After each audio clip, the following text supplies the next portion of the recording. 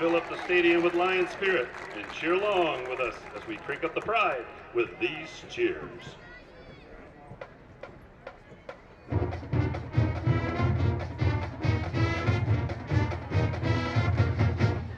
This game, and we'll get our keys to the game. Coming up next, we'll have the starting lineups for the East Mississippi Community on special teams. We're going to take a timeout game show as the Mighty Lion Band continues to entertain the home crowd here in Scuba at Sullivan Wyndham Field. You're listening to Lions pregame on the EMCC Radio Network.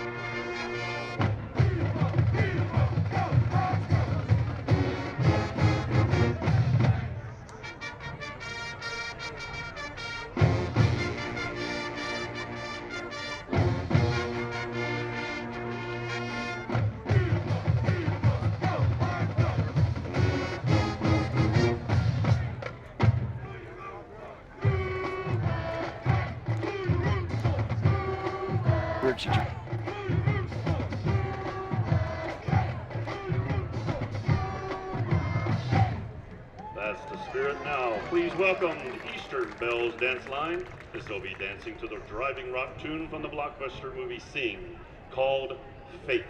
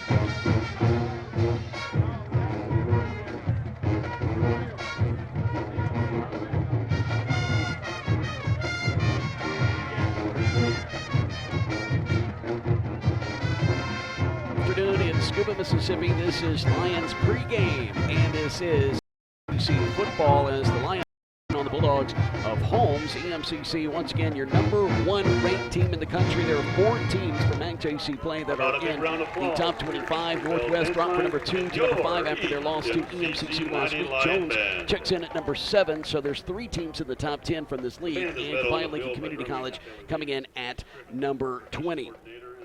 Holmes last week with a tough loss to Itawamba 37-34. They dropped to 3-3 on the season. They're 1-2 in North Division play. EMCC goes to 6-0 after their 28-point road win against Northwest in a 1 versus number 2 game, 34-6, the final score. Let's take a look at the starting lineups for EMCC on offense. It's Messiah DeWeaver, the sophomore from Dayton, Ohio, gets the start at quarterback. He's 6'5", 230, and he's 85 of 127 this season, completing 67% of his passes for 832 yards. He throws for $138 a game. He's thrown for 8 touchdowns and has 1 interception on the year. Dion McIntosh, he's the man for EMCC with 102 carries, 593 yards, averaging 99 yards a game on the ground, 11 touchdowns. That's tied for first in the National Junior College Athletic Association rankings. At wideout, you've got Adrian Miller, 6'1", 175, a sophomore from West Marion High School with 13 receptions for 153 yards and 1 touchdown. Braden Boykin, the Madison Central product, standing at 5'7", weighing 160. He will be your slot receiver. Your other slot receiver on the other side is number 2, Calum Reddick, 6'2", 210, a sophomore from St. Martin High School. He has 29 receptions on the year for 274 yards and 2 touchdowns. Dontario Drummond, 6'2", 200-pound sophomore from Laurel High School, has 27 receptions for 477 yards on the year and 7 touchdowns. Your offensive line starting from left to right tackle. Your big hogs up front is anchored by number 5060 Anthony Page, 6'4", 275, a sophomore from Laurel High School. Out of Lafayette County High School, it's Matt Tolles at left guard, 6', 305. Connor Reineke, the sophomore from Starkville, Mississippi, will be your center, wearing jersey number 54. He's 6'1", 305. Bailey Trusty, your right guard, number 58, 295, standing at 6'2", a freshman from Grenada High School. And your right tackle is number 51, Jacoby Jones, 6'3", 210, a sophomore from Starkville High School. On the defensive side of the ball, from left end to right end, it's number 47, Eric Kitchen, out of South Panola High School, standing at 6'2", 250. The sophomore has 16 tackles, 6 assists for a total of 22 on the year, 2.5 sacks, 6.5 tackles for loss, and 1 pass breakup. With 12 tackles on the season, it's defensive tackle number 99, Daryl Milton, 6'7", 290, a freshman from Knoxville, Tennessee. At nose guard, it's Kane Taylor out of Clearwater, Florida, with 18 tackles, 2 tackles for loss, and 1 forced fumble. Your right end's number 95, Everett Cunningham, 6'3", 250, out of West Point, Mississippi. The sophomore has 23 tackles and 6 sacks, 9 tackles for loss, and 2 forced fumbles on the season. And your linebackers at strong side, it's number 42, E.J. Woods, 5'11", 205, a freshman from Natchez High School, 19 tackles, 6 assists for 25 total, 4 tackles for loss, and 1 pass breakup. Your middle linebacker is Ontario Johnson from Coahoma County AHS, 6'1", 230. The sophomore has 18 tackles, 8 assists for 26 total. He has 3 tackles for loss and 1 pass breakup. And your weak side linebacker is the leading tackler on the team. It's Fred Hervey. He has 45 total tackles, 33 solo, 12 assists. He's 5'11", 215, a freshman from Charleston High School, has 2 sacks on the year, 7.5 tackles for loss. Your secondary at quarterback, it's number 6, Kilo Swinney, 6', 185, a sophomore from Yazoo County High School with 14 tackles, 1 forced fumble, 3 interceptions, and 2 pass breakups. And your other cornerback is number 9, Jaquez Akins, 5'10", 190, a sophomore from Starkville High School. Listen at these numbers: 22 tackles. He has 6 assisted of those 22, 1 tackle for loss, a forced fumble, 3 interceptions, and 3 pass breakups. And your safeties will be free safety number 27, Josh Miller, 5'11", 190, a sophomore from West Marion High School with 21 tackles and 2 sacks, 3 tackles for loss, 3 forced fumbles, and 1 interception on the year. And your strong safety is number 17, Joseph Anderson, 6'3", 200, a sophomore from Puckett High School. He has 19 tackles on the year. And that's a look at your defensive side of the ball. Now your specialist will be Josh Smith. He'll handle the kickoff and place kicking duties. He's 5'9", 165, a freshman from Tupelo High School. He is 3 of 4 with a long of 37 from field goal range. He's 36 of 38 on extra points. And Johnny Moss, the 6', 150-pound freshman from Germantown High School, is listed as the starting punter. Smith actually punted the last 3 punts against Northwest as Moss sustained an injury. He's 6', 150 pounds, a freshman from Germantown High School, 17 punts for 649 yards, averaging 38.2 yards per kick. He is down 7 inside the 20-yard line. Your punt returner is DJ Clayton. He's out of Kemper County High School, standing at 5'9", 175. He is a sophomore. He has 10 returns in the kick return game of 300 yards, averaging 30 yards per return. Braden Boykin will be back there to assist. Your long snapper is number 39, Brett Burton, 6'1", 195, a freshman from Ocean Springs High School. And your holder is number 29, CJ Goller, 5'9", 175, a sophomore from Columbus High School. And that's a look at the starting lineups for EMCC. I mentioned just a moment ago the weather forecast is absolutely perfect for today. The first time, Jonathan, that we have not been sweating here in the press box in the Deep South. But listening to that starting lineup, you look on the defensive side of the football last week against Northwest as we revisit that game. EMCC was just absolutely outstanding up front as the Lions just were wreaking havoc in the backfield. They held Northwest to minus 20 yards rushing on 32 attempts, had 17 tackles behind the line of scrimmage, 11 sacks for 74 yards lost. And, of course, as Glenn Beard pointed out on the way down here, those sacks help that mighty 20 yards rushing, because when you sack a quarterback, that goes against your rushing statistics. But the defensive line set the tone for that game. Yeah, the defensive line, you can't brag about them enough. They were in the backfield. They were everywhere they were supposed to be in that game. Assignment football. They played it perfectly. When they were taking on blocks, the linebackers were getting back there putting pressure on the quarterback. Northwest couldn't get anything established on offense. They couldn't get in any rhythm, and that's the key when you have a high-scoring offense is to get back there and bust the play up before it gets started. Today you're going to see a similar type effort, I think, for our defense. That's what's going to be required anyway. They're going to have to be where they're supposed to be, not give up, especially backside, not give up if you're a cornerback down the field covering, because if you look at the offensive statistics, and especially the throwing, 71% completion for Hayes, 61% for Wilson. Those are guys that throw the ball very well, and it's generally times when they are throwing the ball out of what looks like an option run. All right, we're about to have the invocation and the national anthem here inside Sullivan Wyndham Field. When we return, we'll have the coin toss, and we'll also be breaking down this game further. We'll have keys to the game coming up, and kickoff is at 2 p.m. This is the EMCC Radio Network. Let's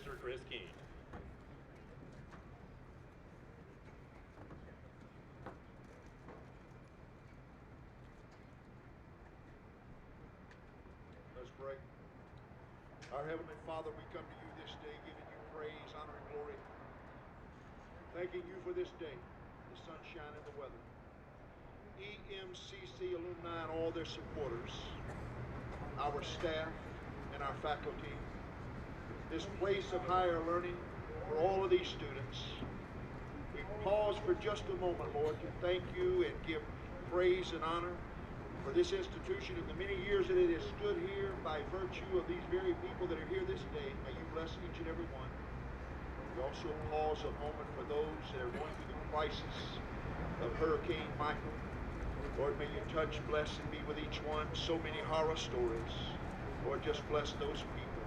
Now we thank you for these athletes and these musicians that are gathered here today, God, to do battle on the battlefield. God, may you bless them. Be with the coaches and the players. May civility reign, sportsmanship be foremost. You bless each one. Bless EMCC and the United States of America. In Jesus' name we pray. Amen.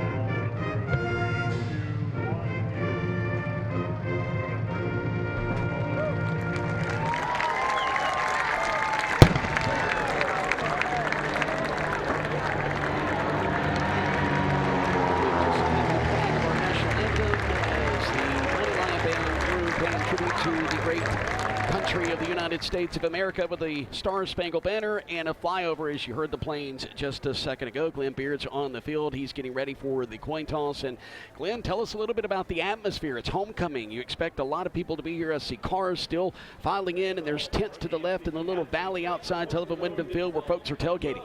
Absolutely, Jason. It is absolutely electric. You're seeing a lot of old friends coming back to their alma mater, and tailgates everywhere. Food is in the air. It's tough on the old sideline reporter today, let me tell you that. Well, you get a chance every once in a while to sneak a bite of food if some folks will slip it to you on the sidelines. We don't have a chance for that up here in the booth. Yeah, that's right, but it's kind of, they kind of make me, it's kind of feel like I'm at the zoo, don't feed the animals type deal. Oh, I tell you what, that flyover is beautiful, and they're coming back and across. Here comes another one. Yeah, from the east heading towards the west. They've got a little smoke trail, and I'm sure this is from the Air Force Base down in Meridian, as actually it's the U.S. Army with the flyover today, as we saw the U.S. Army logo and saying up underneath the wings. They're about to have the captains go out. We're going to head back to Glenn Beard here in just a moment for that. Jonathan, let's take a look at the stats comparison. EMCC comes in with 463 yards of total offensive game. Holmes 385. Holmes gets most of theirs on the ground with 248.8, which is about 249 yards a game. EMCC rushing it just $182. Passing yards, EMCC throws it for 280 a game. Holmes with 136. So EMCC more of a pass heavy, so to speak, and Holmes more of a rush heavy. We'll look at the defensive side of the football here in just a moment as we compare the stats. But we're about to have the coin toss as the captains for EMCC walking out onto the field.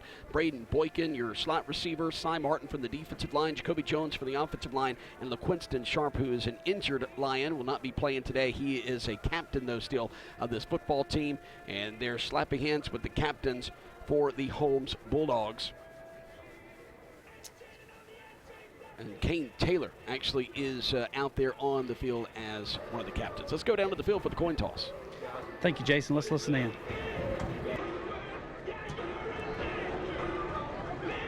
Dollar, that's heads. It's tails. What's going to be your call? Heads.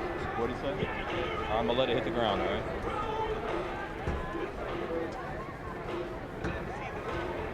Tails, you want to call? See, which way you guys want to kick? Towards goal. All right, so you guys go first. All right, Jason, East Mississippi has won the toss and is elected to receive. East Mississippi has won the toss and elected to receive. And Holmes, Jason, I'm sorry, but there will be no KFC today. You seemed a little distraught about that, Glenn. It's like you lost your train of thought there, thinking, oh, no KFC reference. But Holmes, by the way, is going to be wearing maroon jerseys, black pants, and they've got their maroon, or I believe that's actually black helmets on. That's black helmets as they are running across the field, heading to their locker room. EMCC is going to be dressed in all white. They're going to have the chrome helmets. This is going back to that 2014 National Championship game jersey helmet combo, and so that's going to be a little not as difficult, I think, to see the numbers today, Jonathan, because we're going to have some sun shining on those numbers and not some dull lighting of a Thursday night. Let's finish those numbers. By the way, EMCC averaging 46.2 points a contest. Holmes averaging 24 points a game. Now, defensively for Holmes, they're giving up 407 yards on defense per contest. EMCC about under half that, or around half that, 223.2. Rushing yards allowed for the Lions, 78 yards. Rushing yards allowed for Holmes, 147.3. Passing yards allowed by this Lion defense, 145.3. The Bulldogs giving up 260 through the air, and Holmes also giving up 29.3 points per average. Here's the big difference. EMCC 12.7 giving up, and then you look at points per game, Holmes 24 as I mentioned, and then 46.2. So EMCC obviously winning those statistical categories. In a game like this, though, like Glenn mentioned just a moment ago, and we'll go back to Glenn in a second to talk about it, East Central had a great game plan. They let the clock wind down as far as the play clock. They ate up a lot of clock in that contest. Special teams, though, was their demise, and it was a great thing for EMCC. It was the biggest difference in the Lions winning that football game, but they showed that if you come out with a good game plan on offense, you can hang with the EMCC. Yeah, good game plan, frustrating the offense, frustrating the play calling, just keeping things off kilter. And that's what a good game plan and a well-executed game plan will do for against EMCC. But the Lions, they want to score. They want to get up, move the ball down the field. And the thing that we've seen from EMCC, speaking of them having the ball, is the fact that Messiah DeWeaver, they're going to do things a little bit differently than they did when V.J. Miller was quarterback. They're going to do more short passing, more timing situations that are shorter passes for Messiah DeWeaver. So you'll see that from EMCC. Not very much down the field last week. So we'll see if they put in a few wrinkles to try to get the ball down the field this this week. We haven't talked a lot about Holmes defensively. We just talked about this triple option attack. Let's go down to Glenn Beard now on the sidelines. As Glenn, you're a guy that's seen this Holmes defense before, and yeah, they've given up a lot as far as points per game and passing yards, but they only allow 147 yards on the ground. Tough against the ground game. But what do you see in this Holmes defense that maybe can match up against the EMCC offensively? Well, Jason, they'll bring pressure. Coach Coons, I played for Coach Coons. He was a defensive-minded guy. He'll bring pressure a lot. And you expect pressure on first down to try to get East Mississippi in a second and long situation. And then if they can get to third down, they'll bluff the pressure. They'll show that it's coming and then back out of it and try to double up on those wide receivers. So, that's what I expect today from that Holmes defense. All right, thank you, Glenn. Appreciate that. EMCC wearing their all-white uniforms with a chrome helmet coming through the tunnel of former EMCC players and alumni, and they're shaking hands on either side with all of those folks dressed in red and black who are here for homecoming.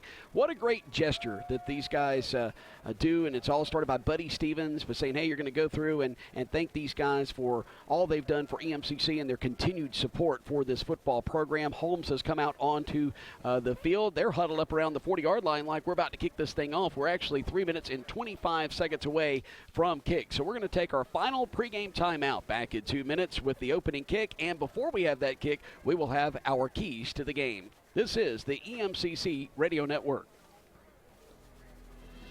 One college, multiple locations. Register now for second intensive through October. Take advantage of a full semester in math, English, art, entrepreneurship, and the list goes on and on.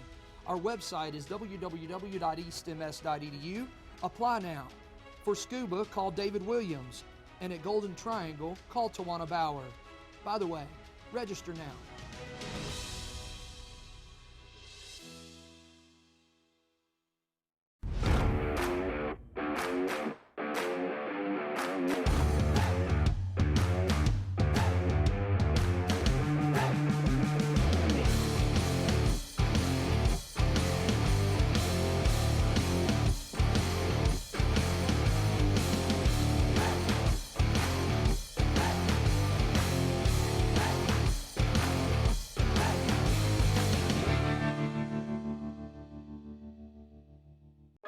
Opportunity happens at East Mississippi.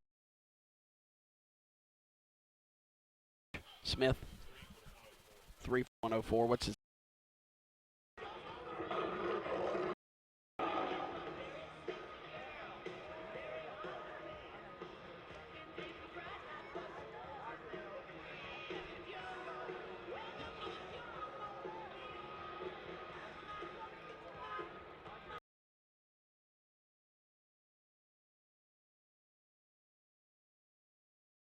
Okay, that's okay. It's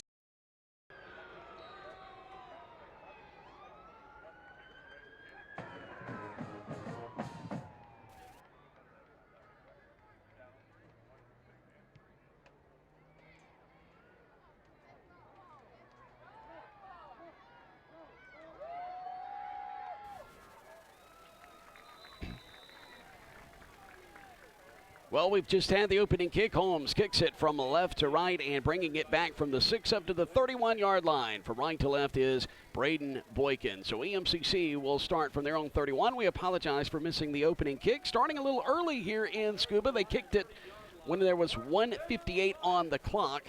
And now it's 1:59, and we have 14:53 on the clock on the scoreboard as far as the first quarter. Freaking their linebackers up, Holmes in the shotgun, Messiah to Weaver. Twin receivers either side, ball on the right hash. Takes a snap, looking near side, will fire it out the flat near side off the fingertips of the intended receiver for EMCC, which was Dion McIntosh, the starting tailback. And so it's going to be second down and 10 to go from the 31-yard line. And Glenn, he just flat out missed it. If he makes that catch, he might be able to cut up field for a first down. Yeah, Jason, front shoulder just got in the air and overshot his runway there. So with second and 10 to go for the right hash, here's the snap. Leave it with McIntosh, and he has a big hole around the right side. It's first down and more. Spins around the 43, and it's going to be spun down at the 46-yard line. So nice job by Dion McIntosh making up for his miss while ago on the ground. Johnson for Holmes is going to make the tackle Bulldogs now defensively giving up a first down. The snap from the 46, play action. They're going to throw it on the screen pass near side. It is caught, and getting up near midfield is the receiver for EMCC, and that's going to be Calum Reddick. So Reddick will gain about 4 yards on the play. He's taken off his feet by Cedric Moffitt. So far early, great spacing by the offensive line. They're giving DeWeaver plenty of opportunity to see wide receivers. Ball placed on the near hash, which is the left hash. Weaver in the shotgun with twin receivers either side. Now it's a big hole up the middle, decides to take it. He goes straight up the gut, and he is going to get the first down. He gets a gain of about 6 or 7 yards, and the play is going to be spotted around the 43 when he goes down. Making the tackle is Emcc, and EMCC's ready to snap it from the 43. Trip receivers wide side of the field on the right. They leave it with McIntosh. Goes around the right side. Has a big hole again inside the 40, inside the 35. Tries to go to the far sideline between the numbers of the hash, or numbers of the sideline rather, and he's going to be spun down around the 27-yard line. Another first down. 3 straight first downs for EMCC with 13:43 clock rolling in the first quarter. Messiah DeWeaver, Jason, very decisive on his decisions. That's the qualities that are developing within him as a leader. DeWeaver in the shotgun, twin receivers either side. Wide side of the field is near side this time. He's going to pull it from the belly of his tailback, and now he's going to stumble, does DeWeaver, as he goes straight up the middle, gets inside the 25 down to about the 22-yard line. So he's going to gain 3 there, and it'll bring up now a 2nd down and 7 situation. Reggie Hayes makes the tackle for the maroon and black. Shotgun set once again for DeWeaver.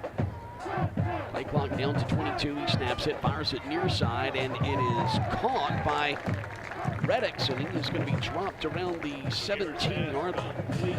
Reddick's one of those guys that moved into the starting lineup because of his play last week, Jason. Gain of 5 on the play, and it's going to bring up now a 3rd down and short. Weaver ready to snap it. Boy, they really want to go up-tempo for sure. Inside handoff to McIntosh. He gets free inside the 10, inside the 5. He's going to be dropped down from behind at the 3. First down, goal to go for EMCC. McIntosh with another first down carry. Making the tackle is James Johnson on defense for Holmes. Johnson saving a touchdown there. It's EMCC running the ball, throwing the ball at will on this first drive. McIntosh flank to the left. He'll get the handoff. He goes straight up the middle. Does he get across the goal line? Yes! Touchdown! EMCC 3 yards out. Dion McIntosh with his 12th touchdown on the ground this year. And as far as I know at this moment, he now leads the country. He was tied with a Garden City tailback coming in for first place with most rushing touchdowns. We're awaiting the PAT. It's 6-0. And EMCC marches down the field. And they score on the opening drive, and they do so in a hurry as there's 12:25 on the clock in the first quarter. Josh Smith is going to come out and take the PAT. They go 70 yards on their opening drive and score it capped by that 3-yard touchdown run by McIntosh. And Smith puts it through the upright, and it's 7-0 EMCC here on homecoming in Scuba, Mississippi. Back in 30 seconds with the kick to the Bulldogs. We'll see this triple option attack for the first time this afternoon. In just a moment, this is the EMCC Radio Network.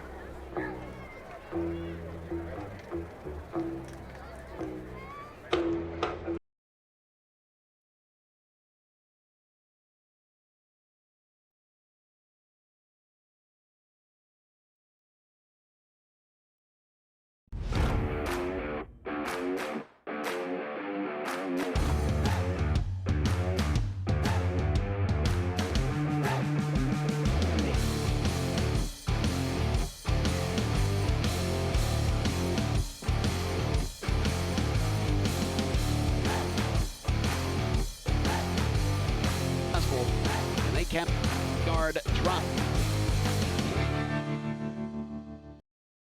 Running the football for scores, and Roebuck's going to fumble it around the 5, picks it up at the 10 on the kickoff, and makes a tackle at the 15, comes to the numbers near side of the 20, and will be finally brought down there. That's Calum Roebuck, a sophomore linebacker from Sylvania, Alabama, standing 6'2", 208, and Holmes will have a decent field position at their own 21. Joseph Anderson will make the tackle on special teams for the Lions. 12:19 on the clock here in the first quarter. Anderson did a great job staying in his lane on that coverage. Jason made a great impact there, brought him to the turf. And I'm anxious to see how this triple option offense works. Reggie Hayes, 5'8", 180, out of Baton Rouge, Louisiana, is going to go up under center at the 21. Hayes with the snaps, going to leave it on the ground, going around the left side, and being followed up around the 23-yard line is going to be Terry Bryant. And making the tackle is Eric Kitchen. Jason, that's going to be number 9, Jesse Wilson, is under center today. He's a 5'9", 185-pounder out of Vicksburg. And one thing you see when running this style of offense, you want a short quarterback so you can hide and seek the football. They're both short. Like you mentioned, 5'9", 185 for Wilson, and Hayes is 5'8", 180. And both will split reps. Hayes was listed as the number 1 on the depth chart coming in, so 2nd and 9 after the gain of 1. Back to pass, and Wilson rolls to the near side. Wilson fires it near sideline, had him in at the 30-yard line open. He was looking for Sean Walton. It goes incomplete. It's going to bring up 3rd and 9, so they stopped him actually at the 22, which is going to be a gain of 1 on the play a moment ago on that rushing attempt. And after a second down pass goes incomplete, Jonathan, it brings up now 3rd down and long, which is not conducive for this triple option attack. Good job by the Lions defense getting back and getting pressure on the quarterback. He was not able to set his feet. He did have a receiver across the middle of the field running wide open, but he didn't have an opportunity to set the throw. So Wilson will go up under center again. He has Bryant set up behind him. Twin receivers here on the near side. The snap to Wilson, going to leave it with Bryant. He goes run. No, he's going to keep it himself. Gets out across the 25 up to about the 27-yard line. It's not going to be enough for a first down. It's going to bring up a 4th, but we've got a 4th down situation. But we have a flag on the play. Fred Hervey credited with a tackle. Let's go to Glenn. Glenn, I know it happened across the way from you, but do you have an idea what the flag may be? Looks like it's dead ball. Yeah, it's a dead ball. It'll be personal foul against Holmes, offensive lineman, with a little bit of a late hit against our defender. I think it was number 33 that he hit for us, and that would be John Valesco. And so anyway, it'll still be 4th down, and they'll just back them up 15 yards. So EMCC will have an opportunity to get the football back and put some more points on the board. And Jason, one thing that is against this style of offense, you can't play from behind. It's one of those where you have to get ahead and stay ahead. And if you get behind, then you have to abandon that style of offense and try to throw it a little bit more. And when you have a 5'9" quarterback and offensive and defensive lines that are 6'6", it's kind of hard to do. Coming out to punt the football away will be Easton Curry. He'll stand just inside his own goal line on the far hash. He drops it at the goal line. He tries to pick it up to kick it, and it's going to be down at the 2-yard line. And coming up with it, EMCC. It doesn't matter who comes up with it. It will be Lion ball. First down, goal to go from the 2-yard line of the Bulldogs. And special teams with their punt block and just their pressure back there has just been absolutely phenomenal. Adrian Miller is going to recover it at the 2-yard line. That had to be in the head of the punter, Jason. He had the ball there, and he could have got it up a little quicker and got it out of there. But the minute that he bobbled that snap, he knew he was doomed. AMCC all over it. And again, the special teams playing big for the Lions. Well, they're going to place it back at the 3-yard line, but it's still first down, goal to go. McIntosh flanked to the right of DeWeaver, twin receivers either side.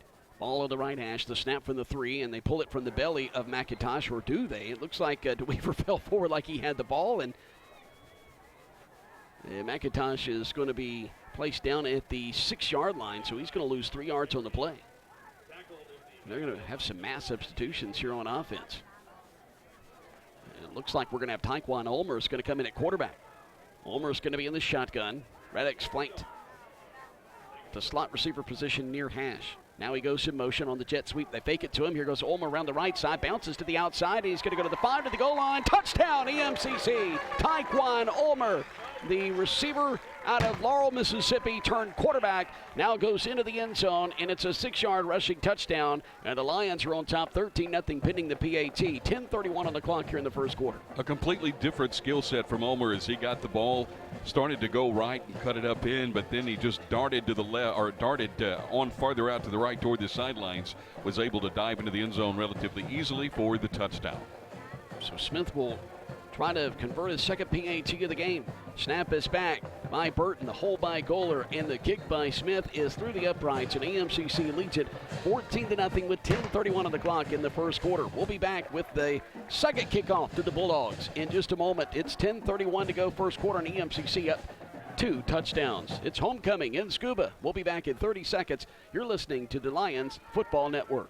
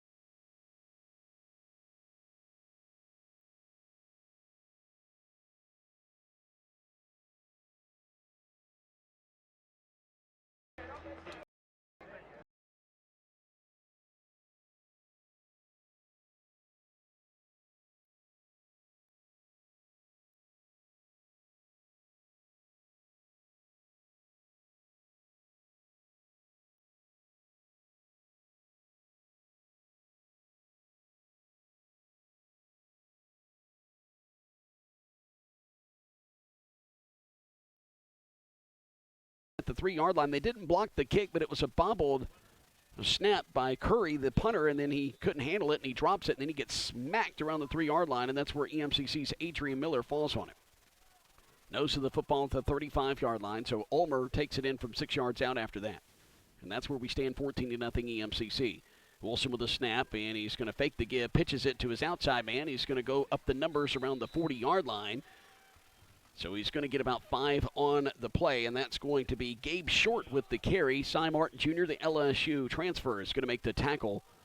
So it's going to bring up now a second down and medium situation for the Bulldogs. Quarterback attracted the linebacker. When the linebacker crashed in to tackle the quarterback, made a nice pitch. Great safe play, 5-yard pickup. Wilson up under center. Bryant's going to be in a 3-point stance behind him. Here's the snap. They fake the give to Bryant. They pitch it near side. It's on the ground, and EMCC has it at the 35-yard line. The Lions have had short field position now on their 3rd possession here. And coming up with the fumble is E.J. Woods.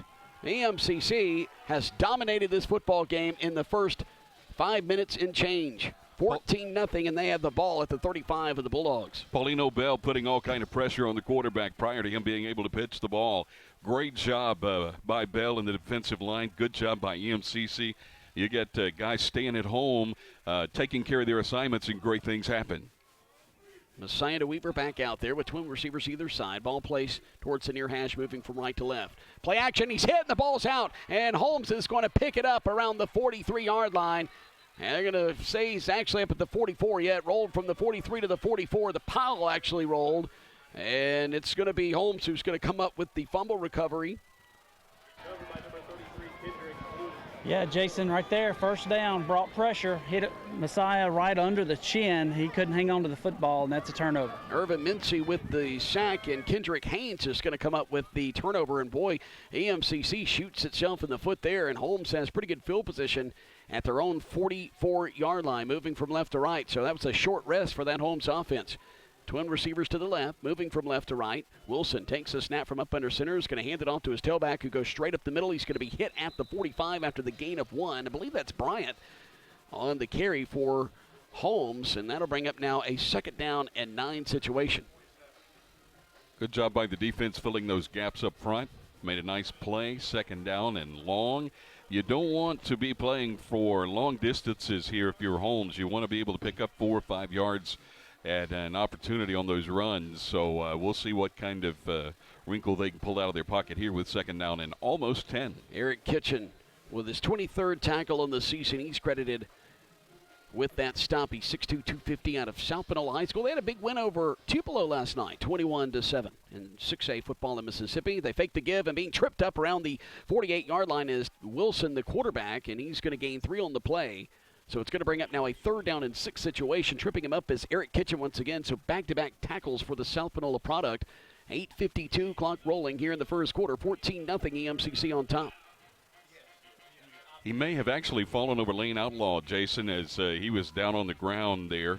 And looked like the quarterback may have tripped over him as he was trying to cut back. The EMCC showing a 4-man front. Linebackers playing up tight to the line of scrimmage, which you can understand as Holmes runs the football an awful lot, even on 3rd down in long situations. Oh, and they fake the give. Quarterback's going to have the first down as he gets into Lion territory, tripped up at the 40-yard line. Wilson faked that give, and all of a sudden he just cut up field, and he had nothing but green grass, Glenn Beard.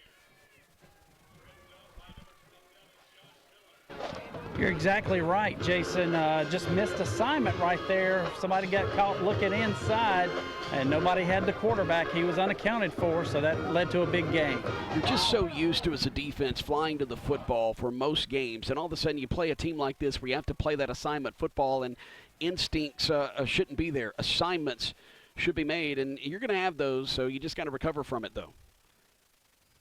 So after the first down carry down to the EMCC 40-yard line, Holmes has it. And they pitch it with Wilson after he took the snap, and cutting downfield inside the 30 with the first down. Going to be down around the 28-yard line, the ball carrier, and that's Gabe Short. Short took the option pitch to the left side. Josh Miller with back-to-back tackles. He made the tackle of the quarterback Wilson at the 40-yard line just a moment ago. So another first down for Holmes, and they're going to have it at the 28-yard line of EMCC on the left hash, moving from left to right. Clock at 7:30 and counting here in the first quarter.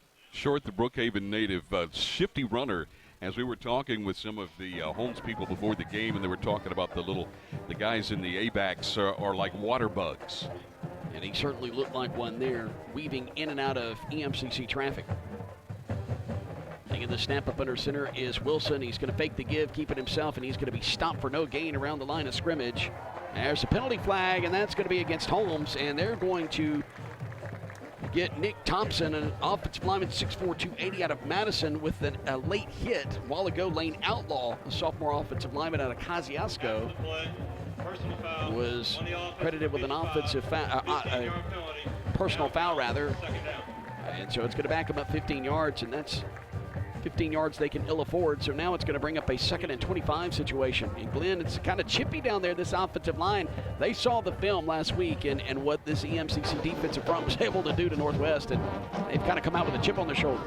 Yeah, they did, Jason, and for good reason, because East Mississippi's defensive line from last week was just phenomenal and similar today. And this is not what you want to be in if you're a triple option offense. Wilson back to pass, has pressure. He's going to be hit, dropped at the 42. They're on 42. The Bulldogs are going to suffer another huge loss. Eric Kitchen, his 3rd tackle of the game, and on his 3rd tackle, it's another sack, and that is his 3rd of the year.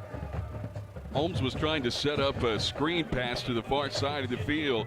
Played well by the defensive front, getting pressure on the quarterback, and also played well because they picked up the running back that was going out for the screen. So great job by EMCC in all aspects there. It's 3rd down and forever. All right, Jonathan, it's 3rd and 32 in the triple option offense. Do you have a play for 3rd and 32?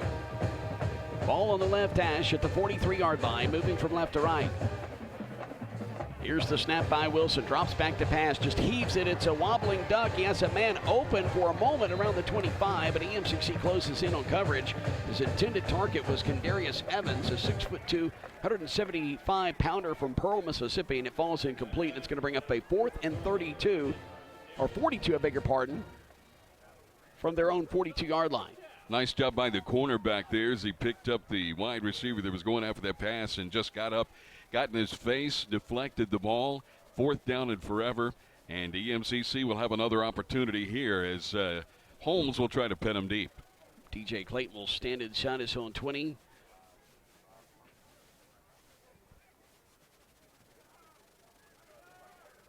Here's the snapback, and a new punter, and we'll check that in a second. Inside the 25, rolls inside the 20, rolls inside the 15, and the rugby-style kick works. It's going to be down at the 13-yard line between the numbers and the near sideline. And coming out to punt that one away is quarterback Reggie Hayes, the sophomore out of Baton Rouge. Just rolled to his right and put a rugby-style kick in there, and it was really effective. You generally get the great bounce on those rugby-style kicks, Jason. You're able to control the spin of the football and got it down deep.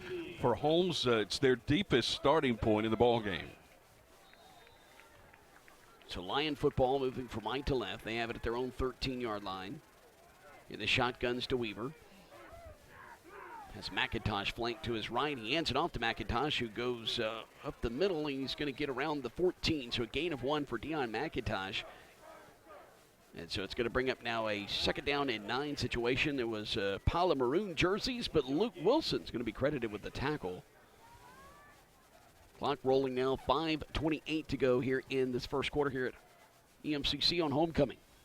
To Weaver.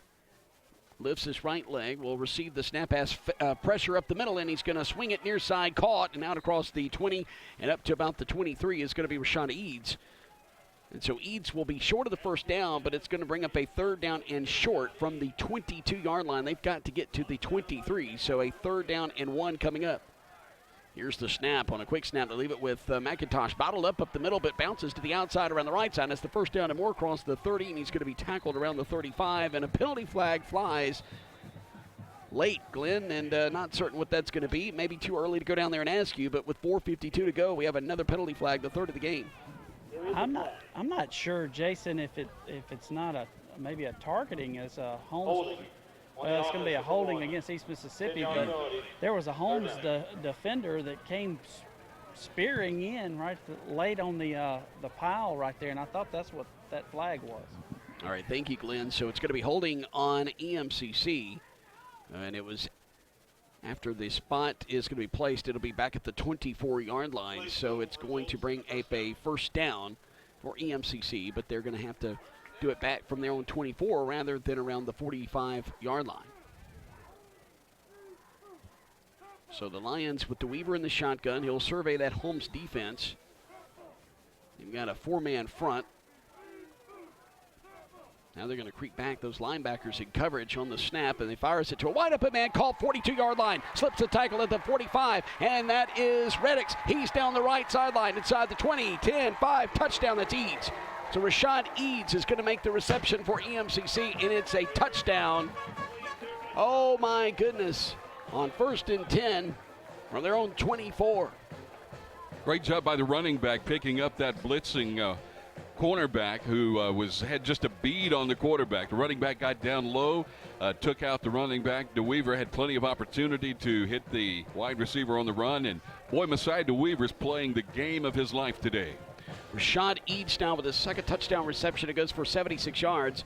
Smith on to attempt the PAT. Snap back by Burton, hold by Goller. The kick is through the uprights, and EMCC leads it 21-0 with 4:33 to go here in the first quarter of play. 76-yard touchdown reception. It is now the 9th touchdown thrown by Messiah DeWeaver this season. Back in 30 seconds with the kick to the Bulldogs. This is the EMCC Radio Network.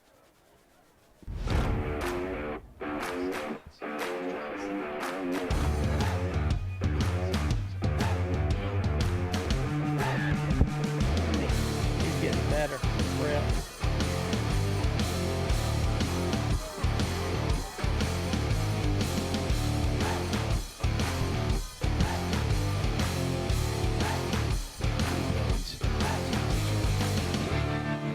Oh, yeah.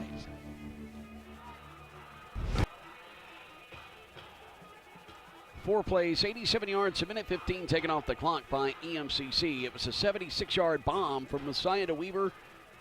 He hit his receiver.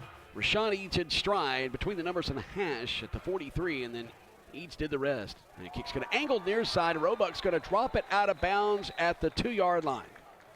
Great kick by Smith, and Roebuck just could not get under it. And when he got his hands on it, it just ricocheted off his hands and out of bounds to the near side at the 2. Guys, this was one of those instances where Holmes just needs to go back to the locker room and reset. Yeah. I mean, it is just snowballing on them. Tremendously right here in the first quarter. Special teams has been bad for Holmes, Glenn, and this is terrible field position on a mishandled kick return by Roebuck. Caleb Roebuck, a sophomore from Sylvania, Alabama. Big kid, 6'2", 208. And now Wilson will be up under center. Wilson has been injured some this season, and as Josh West, the play-by-play voice for Holmes, was telling us, they're starting to get some guys back. Wilson's one of those. Snap from their own 2, and Bryant's got a big hole across the 15. He's going to be hit, spins, and spun down around the 21-yard line. So Terry Bryant, the freshman from Prentice, will take it for a first down and then some up to the 21, almost a 20-yard carry. It's a 21-yard carry. The defense was not able to shed their blocks up front there to get a hold of him, so he made a great job. Good open field tackle that probably prevented a touchdown. That's the play Holmes needed. So now they reset, Glenn, and they're at their own 21 with a first down and 10. Bryant around the left side. He's going to drag some folks out across the 25 up to about the 28-yard line. So that's going to be a gain of 7 on the play, and it's going to bring up a second down and 3. 3:51 to go first quarter, counting clock, 21-0 EMCC on top. Had 2 rushing touchdowns and 1 touchdown pass. It was a 76-yarder to Eads just a moment ago. Wilson up under center now. They're going to overload the right side of the line. Twin receivers here on the near side, which is the wide side of the field. Wilson will hand it off to Bryant, and he just drags folks for a first down up across the 32 up to the 33-yard line up the far seam. Terry Bryant showing some toughness here on this drive. Cy Martin Jr. will make the tackle for EMCC. First down, 10 to go from their own 33-yard line. Holmes will have it left hash. Bulldogs once again, same formation as last. Going to overload the right side. Vontae Brackett is a freshman who is in the 3-point stance at tailback, and they don't hand it off to Brackett. And Wilson is going to be bottled up and is going to be dropped for a loss back at the 32. Actually, they did give it to Brackett. Boy, the thing about this triple option, it's just so hard for broadcasters sometimes to know exactly who has the football, especially when a bunch of those white jerseys all came around. It looked like he pulled it from his belly, but he didn't, Glenn. Well, Jason, that was an instance where the fullback and the quarterback, they were met at the mesh point by the defensive lineman and the linebacker, so we just tackled them all. Right, that's exactly right. Hey, when in doubt, same formation as the last two plays. Second down at 10. They stopped it back at the 32, but they're going to give him back to the 33. Say forward progress was stopped there. Wilson fires it across his body, back across between the numbers and the hash near side. It is caught up to the 46-yard line, and making the reception is Gabe Short. Wilson saw Short just break free in the seam. Easy throw, made a nice reception, and a nice first down close to midfield for Holmes. Jacob Anderson will drop him at the 46. Holmes at their own 46, moving left to right. Under 2 minutes to go here in the first quarter. Lions on top by 3 touchdowns. It's 21-0. Holmes, so their drive started at their own 2. They're up at the 46 now. So 44 yards later, they're up first down, 10 to go. Pull it from Brackett's belly this time, and after a 1-yard gain, Wilson is going to be stopped at the 47 between the numbers and the hash near side. Moving from left to right. Holmes now playing behind the sticks a little bit with his second down at about 9. And they're in good field position here, so we'll see if they might try some type of play action or some type of throw off the option. Holmes looking over on the far side, wearing those black helmets with the Dogs logo. That's the word Dogs written across each side of the helmet. Maroon jerseys, black pants. Emcc with their chrome helmets, white jerseys, white pants with the chrome numbers. The problem is, Jason, they look like Arkansas and they're playing like them. Right. Second down at 9, rolling left, firing left, and it is caught at the 48-yard line. Yes, they catch it. I thought maybe they might say it was out of bounds, but it's going to bring up now a 3rd down and 4 situation. Making the tackle, Joseph Anderson. Making the reception is DeMarcus Johnson. Johnson leaping up around the 48 of Emcc, making the catch. He was hit out of bounds immediately, and it's going to bring up a 3rd down and 4. Johnson looked like a big power forward going up for the alley-oop. He was way up there. He caught that football and did a nice job getting his feet down as Emcc was trying to force him out. Now Reggie Hayes is going to go up under center at quarterback. He has Brackett, who will be in a 3-point stance behind him. Twin receivers near side. Overloading the right side of the line of scrimmage. They fake the give. Hayes goes run left side. It's the first down between the numbers and the seam. He's going to try to bounce it to the outside, and he gets inside the 30. He gets down to about the 27. That's a first down carry for Reggie Hayes out of Baton Rouge, Louisiana. And there's 17 seconds left and counting here in the first quarter. And Holmes probably won't run another play. Hayes is the shiftiest of the quarterbacks. He does a lot of things well. He's patient. He hits those holes when they're open, and he makes guys miss in the secondary, and that's what he did there. A great field position here for them as they start this second quarter play in just a moment. We'll be back with an injury update with Glenn Beard when we return, and we'll have the start of the second quarter. 15 minutes have been put on the clock. We'll be back in 1 minute with more Emcc football, leading Holmes 21-0 here on Homecoming in Scuba. This is the Emcc Radio Network.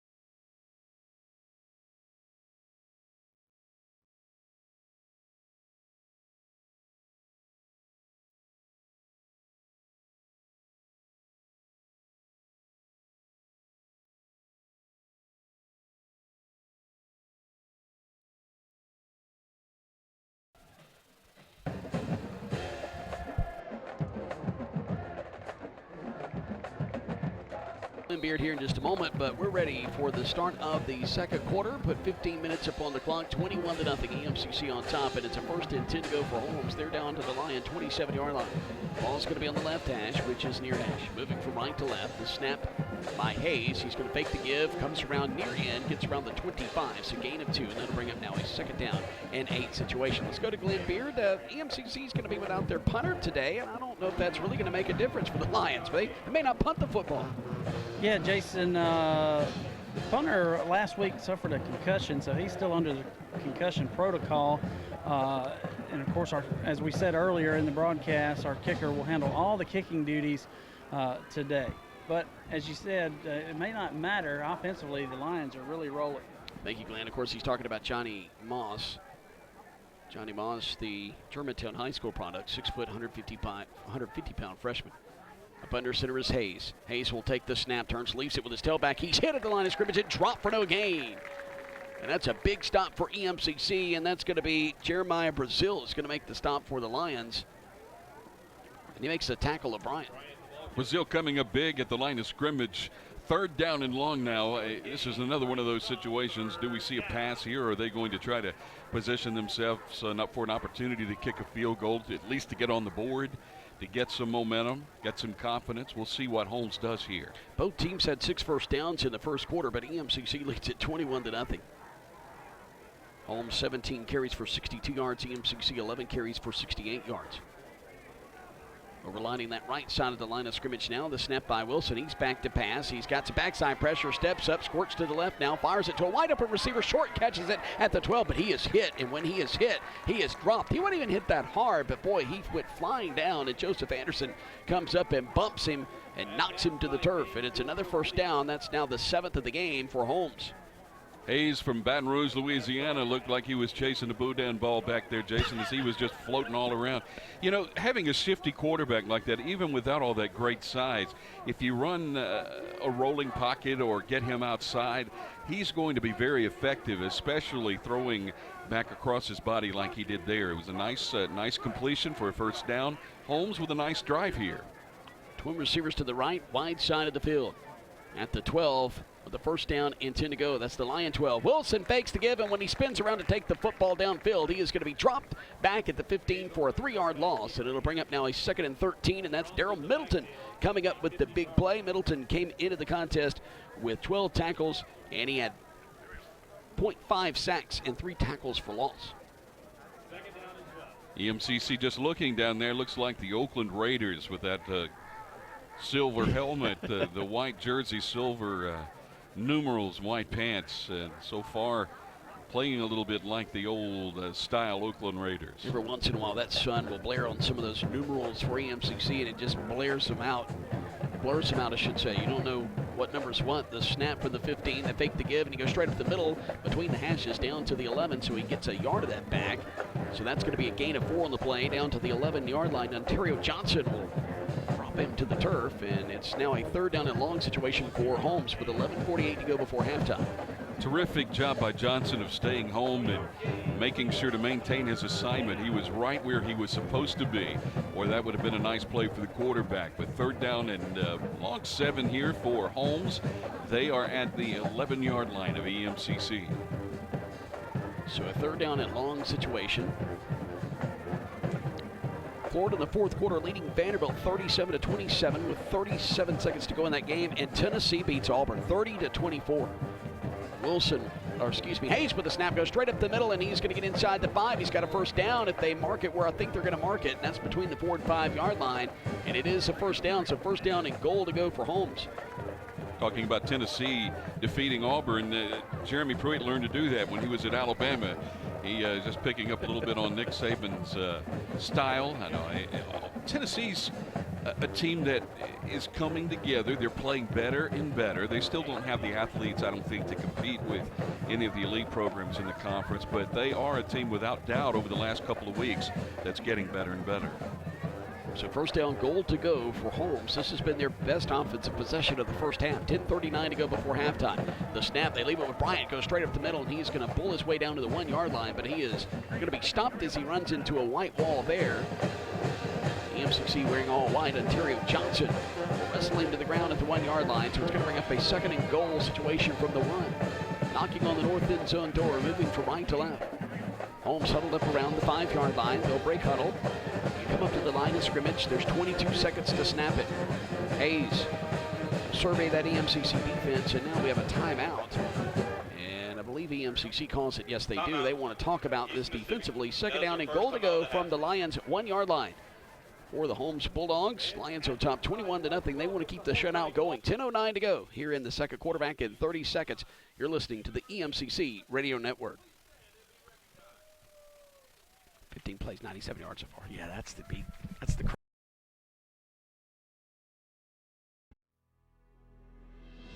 One college, multiple locations. Register now for second intensive through October. Take advantage of a full semester in math, English, art, entrepreneurship, and the list goes on and on. Our website is www.eastms.edu. Apply now. For scuba, call David Williams.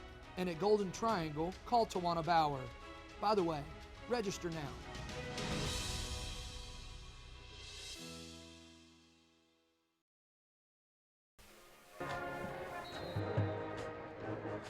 Well, I should be able.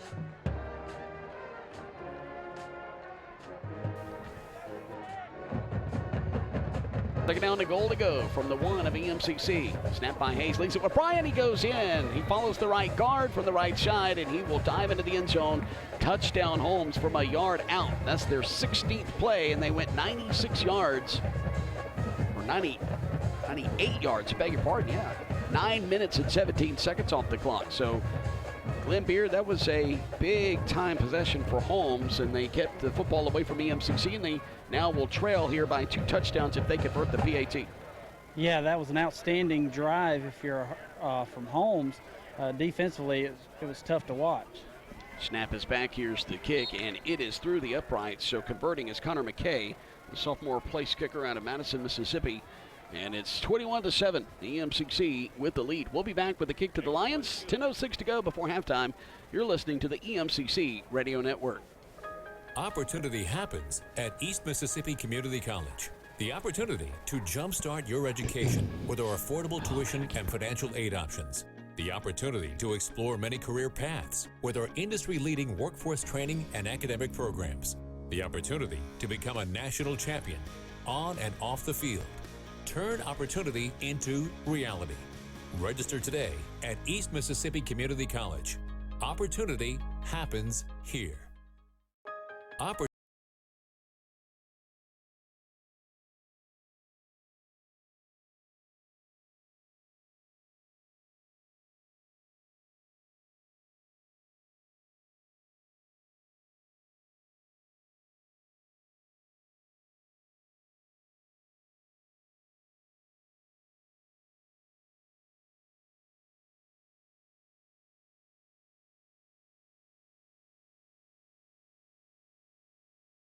15, 20, 25, and he just gets hidden behind some of his blockers and squirts out across the 30 up to about the 32-yard line.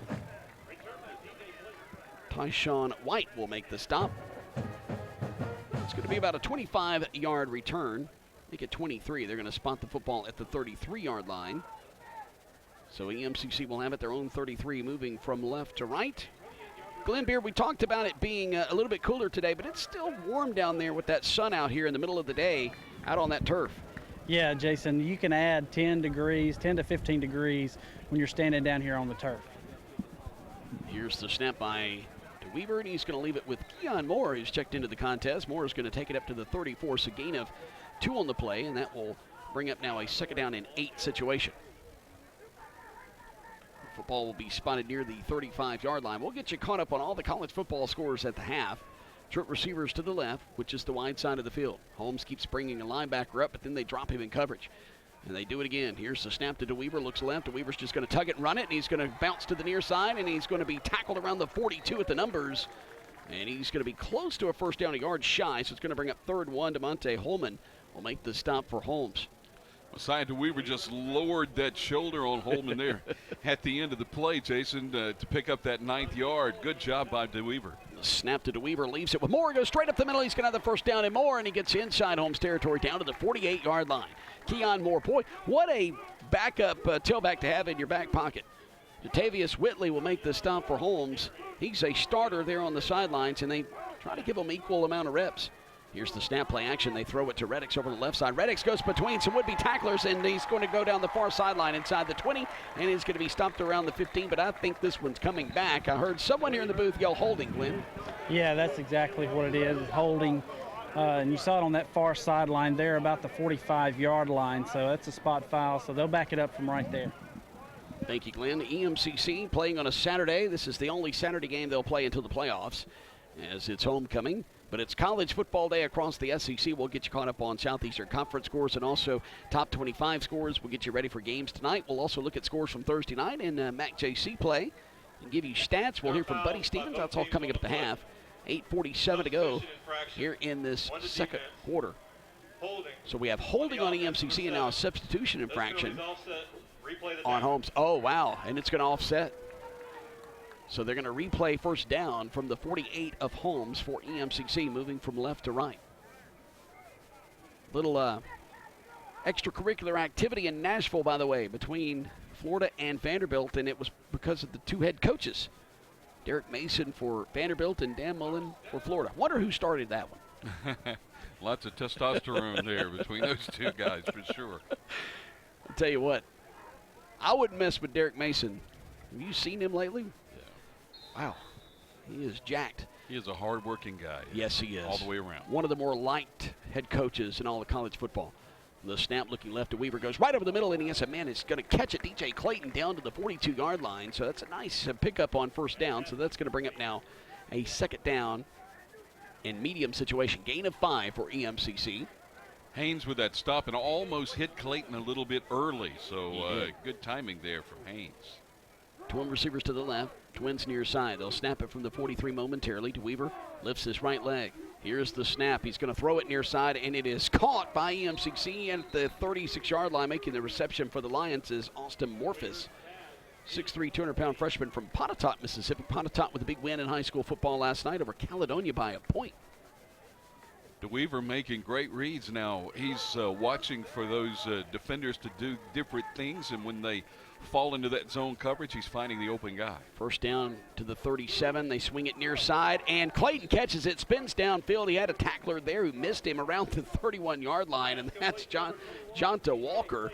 And so he gets the extra yardage, and he's going to get inside the third. Well, they're going to say he stepped out of bounds at the 30-yard line near side. Didn't see his foot go out of bounds, but it did.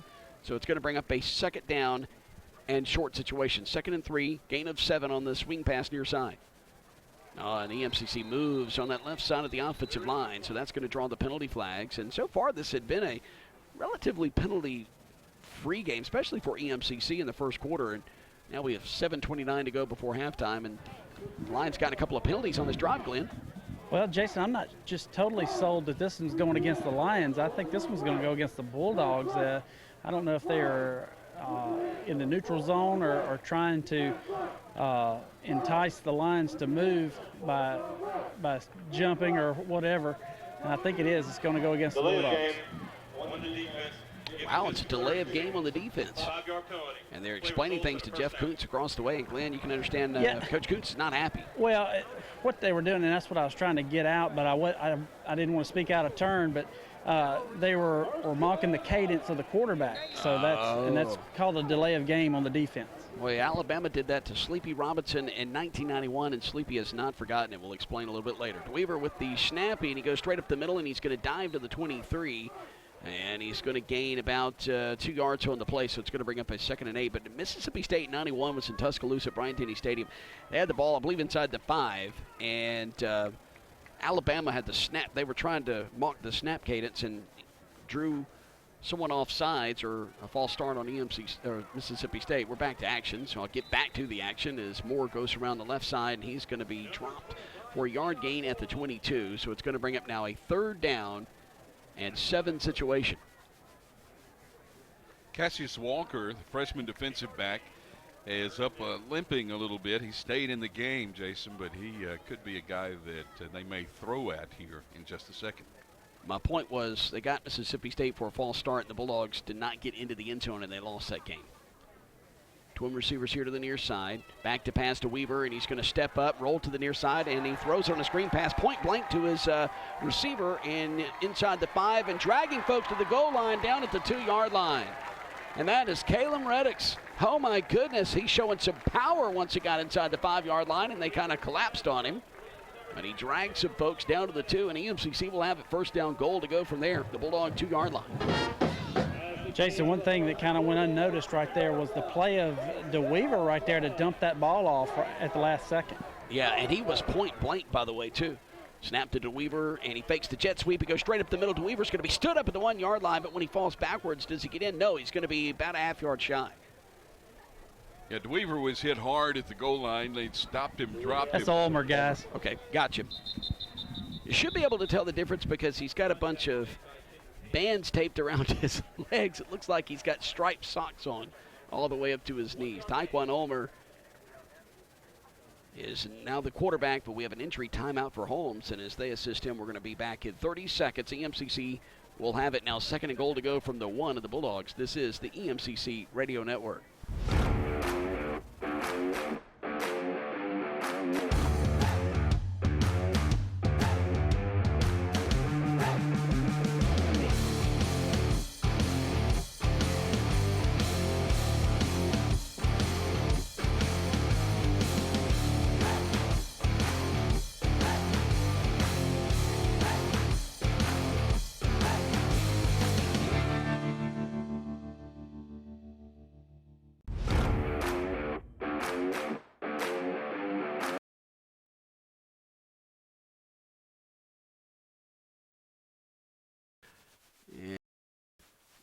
A little bit. I don't know if it's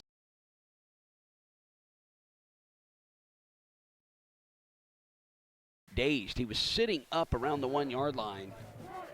It kind of looked like he was dazed and confused just a bit. Tyquan Ulmer is back out there at quarterback. Ulmer's going to be in the shotgun. 2nd and goal to go from the 1 of the Bulldogs. Calls for the snap, goes around the right side. He's going to get into the end zone. Touchdown! The ball comes out, but it's already been ruled a touchdown. And there is no instant replay, review, or whatever you want to call it in MACJC play. It's going to be a touchdown by Ulmer. He got in. He stretched it out, Glenn, across the goal line. Then they knocked it out after the official said touchdown. Yeah, Jason, he got in. It was really close, but he did get in as I was standing right here at it. Like he got in twice. Yeah. So as Washington Lee and Swing plays in the background, the fight song for the Lions will await the PAT. Burton will snap it to C.J. Goler. Goler's going to call for it as Smith will attempt the PAT. It's up, and it is through the uprights. It's good. And now there's a penalty flag on the field. Just seems like penalty flags are contagious. Kind of like they say, you know, scoring is contagious. Well, we are replaying it here on the monitor. For those that are listening, we're looking at this monitor and trying to see if he got in or not. It doesn't matter. Ooh, I think the official was calling for touchdown. It looked like he got it. Remember how I mentioned that he got in possibly twice? This is some fantastic work by our crew, by the way, on this replay. After the play, personal foul. So it's going to be a personal foul on the defense, and that's going to go against Irvin Mincy, who has a sack in this game. I tell you what, it kind of reminds me last week of Mississippi State and Auburn. Nick Fitzgerald got into the end zone, but if you still frame it, at certain times it looks like he didn't because he was laying on his side outside the goal line. But other replays showed that he got in. If we just had a sideline view right there, that would be beautiful. But what we were focusing on there was that second time he tried to stick it in, the ball came out, but the official was already saying touchdown. I think he was trying to say touchdown on the previous attempt. All it has to do is break the plane. Exactly, so and then it's a dead ball. Touchdown. Part of the white stripe. Which is so hard to get right, though. I mean, in the officials' defense down there. You know, they do a great job 99.9% of the time. They are right on it. So after the personal foul on Holmes, EMCC is going to kick it from midfield. 5:42 to go before halftime. Stay tuned at the half for stats, scores around MACJC play, and college football, and halftime analysis. We'll also hear from Buddy Stevens. Smith gets his leg into it, and it's going to go into the end zone, and it's going to bounce out of the back of the end zone for a touchback. So from their own 25, moving from right to left, Holmes will have the football trailing 28-7 after the touchdown by Taekwon Ulmer. So 3 rushing touchdowns and 1 through the air for EMCC. This is an important possession here, Jason. If they go down and score here in this last 5:42, they get the opening kickoff in the second half, and we could have a different ball game. Coming back out at quarterback is obviously going to be Reggie Hayes. He led them on their best drive of the game, a 98-yard drive, taking 9 minutes off the clock, and capped by a 1-yard Terry Bryant touchdown run. Hayes will survey that EMCC defense. He's going to go up under center at his own 25. Ball on the right hash. Here's the snap. Does he leave it with Bryant? Yes, and he bounces off a code would-be tacklers, possible tacklers for EMCC, and gets out across the 35. He's going to have the first down, but a penalty flag is going to lie at the 41-yard line. Wondering if that may be a face mask. We're on Holmes' side of the field, moving from right to left if you're looking at your radios. 5:34 to go here in the first half. Glenn? Yeah, I think it's going to be a face mask. Let's listen to what the white hat. Face mask on the defense number 17, 15-yard penalty. So EMCC committing the infraction. Want to welcome those that are watching around the world on our video feed. And the audio, of course, is from the EMCC radio network that's plugged into the feed. So sometimes we may miss some replays. We may not be necessarily paying attention to the monitor, but with 5:29 to go and the clock rolling in the first half, Holmes is in business at the EMCC 45-yard line, moving from right to left. Twin receivers here on the near side. Here's the snap by Hayes. Leaves it with Bryant. Goes behind right guard. Is going to lead the scrum down to the 42-yard line. So he's going to gain 3 on the play, and it's going to bring up a 2nd down and 7. So 3 yards in a clouded dust for Holmes there, but they're eating up some clock. Now there's 5 minutes to go, and I think at some point, oh, and by the way, Everett Cunningham's going to make the tackle. At some point, if you're the coaching staff for Holmes, you're probably thinking, okay, we're down 28-7. Let's use up as much of this clock as we can use, hopefully get some points. And as you mentioned, they get the ball to start the second half. They're just trying to keep it manageable right now. Twin receivers here on the near side. Hayes is going to look to the far sideline. He's got 10 to snap it. He goes up under center now, shouts out some instructions to the right side, now left side of his offensive line. Moving from right to left, they'll snap it from the 42 far hash, leaves it with Bryant, goes straight up the gut, gets inside the 40, going to be tripped up at the 39-yard line. So the Lions will make a tackle there, and it's going to bring up now 3rd down and 4. And the ball is going to be placed at the 39-yard line of EMCC. Eric Kitchen is going to make the tackle again. Boy, we've called out Eric's name a lot here in the first half. 4:12, counting clock. Second quarter, 28-7, Lions on top. So it's 3rd and 4 now. About to be under 4 minutes to play in the first half by the time Hayes and company snap the football. Bryant will be in a 3-point stance behind Hayes, who's up under center. Twin receivers here on the near side. H-back on the left side. He goes in motion, and that's short. They're going to leave it with Bryant. Bryant's going to have the first down as he goes around the right side and falls on his back inside the 35 down to the 33-yard line. And Fred Hervey is going to make the tackle. Fred came in the leading tackler, and I don't think anybody's going to be taking over the leading tackler spot here in this game, as he had 45 coming in. 3:34, clock is running. We're approaching halftime. Holmes with the football at the 33-yard line. They'd love to get some points here going in at the half. 3:22, 3:21. Clock still rolling. Hayes is going to go up under center. They're going to overload the right side of that offensive line. Ball on the right hash. And he spins out of the grasp of an EMCC tackler, which is Kitchen around the 35. Takes it to the outside right side.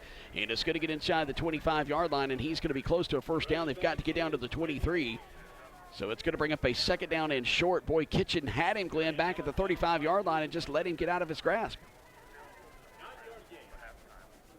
So 9-yard gain down to the 21. Or 23. Yeah, you're exactly right, Jason.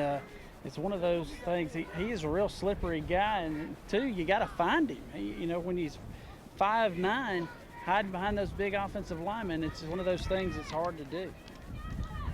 So they break huddle now with 9 to snap it, 2:36 on the game clock. 2nd down and 1 from the 24-yard line of EMCC. And now we have a timeout. Holmes is wanting the timeout, and they get it. They were about to get a penalty there on a delay of game. So 2:29, clock stopped here in the second quarter. We'll pause 30 seconds for this timeout. We'll take a timeout with Holmes. EMCC on top by 3 touchdowns, 28-7 here. It's homecoming in Scuba. We'll be back in a moment to Sullivan Wyndham Field. You're listening to the EMCC Radio Network.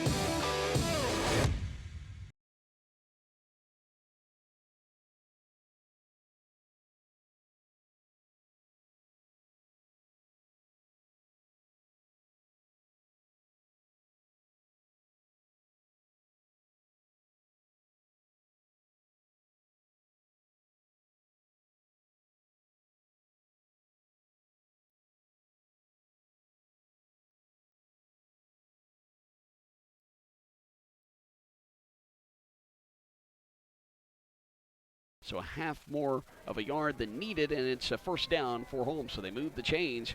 They'll have it at the 23 of EMCC. Clock rolling with 2:20 to go in the second quarter, making the tackle Ontario Johnson for EMCC defensively. So they're going to break huddle, come up to the line of scrimmage at the 23-yard line. Ball's going to be on the right hash, moving from right to left. Hayes will be up under center. Twin receivers wide side of the field, near side. Short in motion, and there's a fumble on the snap, and there's a scramble for it. Does Holmes fall on it? I think they do. And if they do, they get down between the 22 and 23-yard line. That's where the official across the way came running in at. So the nose of the football will be at the 22. And I think of being told that Nick Thompson, the sophomore offensive lineman from Madison, fell on it. So a short gain of 1, so it's going to bring up second down and 9. 21 to snap it. 1:34 clock rolling here in the second quarter. Holmes has it at the EMCC 22 on the right hash. Hayes up under center, hard snap count. Oh, there was a movement by 55 on the right side. They missed it, and here's the snap. They leave it on the ground down to the 18-yard line. Bryant with the carry again. Ontario Johnson with the tackle again. Yeah, 55, who recovered the fumble just a moment ago. Nick Thompson moved over on that right side of the line, and the officials missed it. That would have backed him up 5 more yards, but instead it's now going to be a 3rd down and 4 situation from the 18. They've got to get down to the 14-yard line for a first down. Clock's under a minute to play here in the second quarter. 54 seconds and counting. 14 to snap it for Holmes. They're slow to get up to the line of scrimmage. Hayes surveys that defensive front, goes up under center now. Short goes in motion near side to far. The fake to give to Bryant. Back to pass. Now he's going to throw it to Bryant over here in the flat. Bryant can't catch it. It was an oddly thrown football around the 20. I thought he was going to be able to grab it with the right hand and secure it with the left, and he can't. So it's going to bring up a 4th down and 4 situation. Does Holmes kick it here? Not a bad play call. However, there were about 5 defenders there at the end of the play. Had he caught it, he would have turned right into the teeth of some pretty tough defenders. But 4th down and about 4, so we'll see what type of call we've got here. It looks like they're going to go for it. Yeah, it would be about a 35-yard field goal. Connor McKay is 4 of 6 this season, as long as a 43, so he has the range.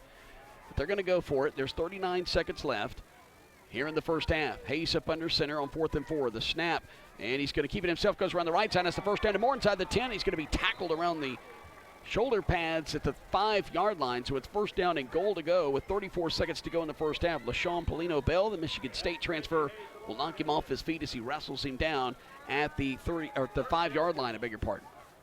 Timeout. So we have a timeout on the field. It's called by Holmes, and they have 27 seconds to go here in this first half, and they have it first and goal to go from the EMCC 5-yard line. Ball's going to be placed on the right hash, and we'll have the first down play when we return in 30 seconds. This is the EMCC Football Network.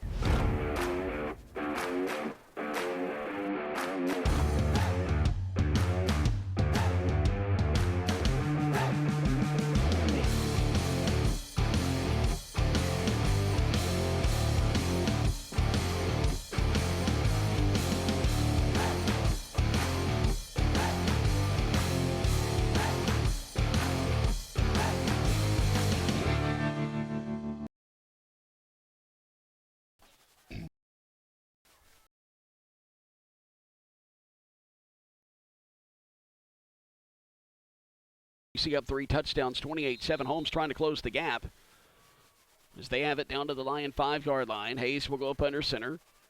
Hayes shouting out some instructions to that offensive line. Short in motion near side to Farkin. They leave it with Bryant, goes straight up the middle, and it's a big pile, and he's going to move the pile down to the 2-yard line, so that's a gain of 3 on the play.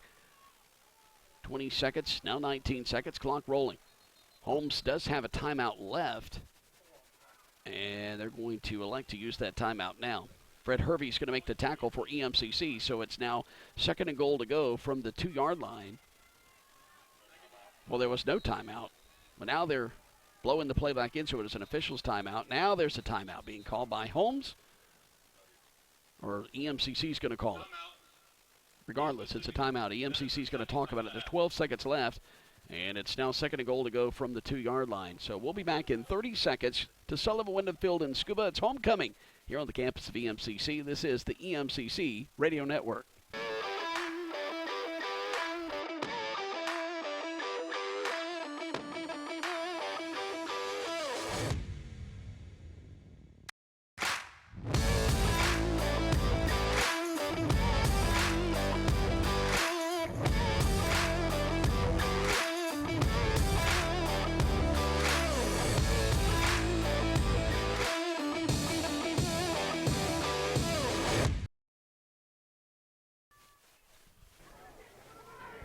So here, the 2nd down and goal to go from the 2. 12 seconds left in the first half. Holmes has it.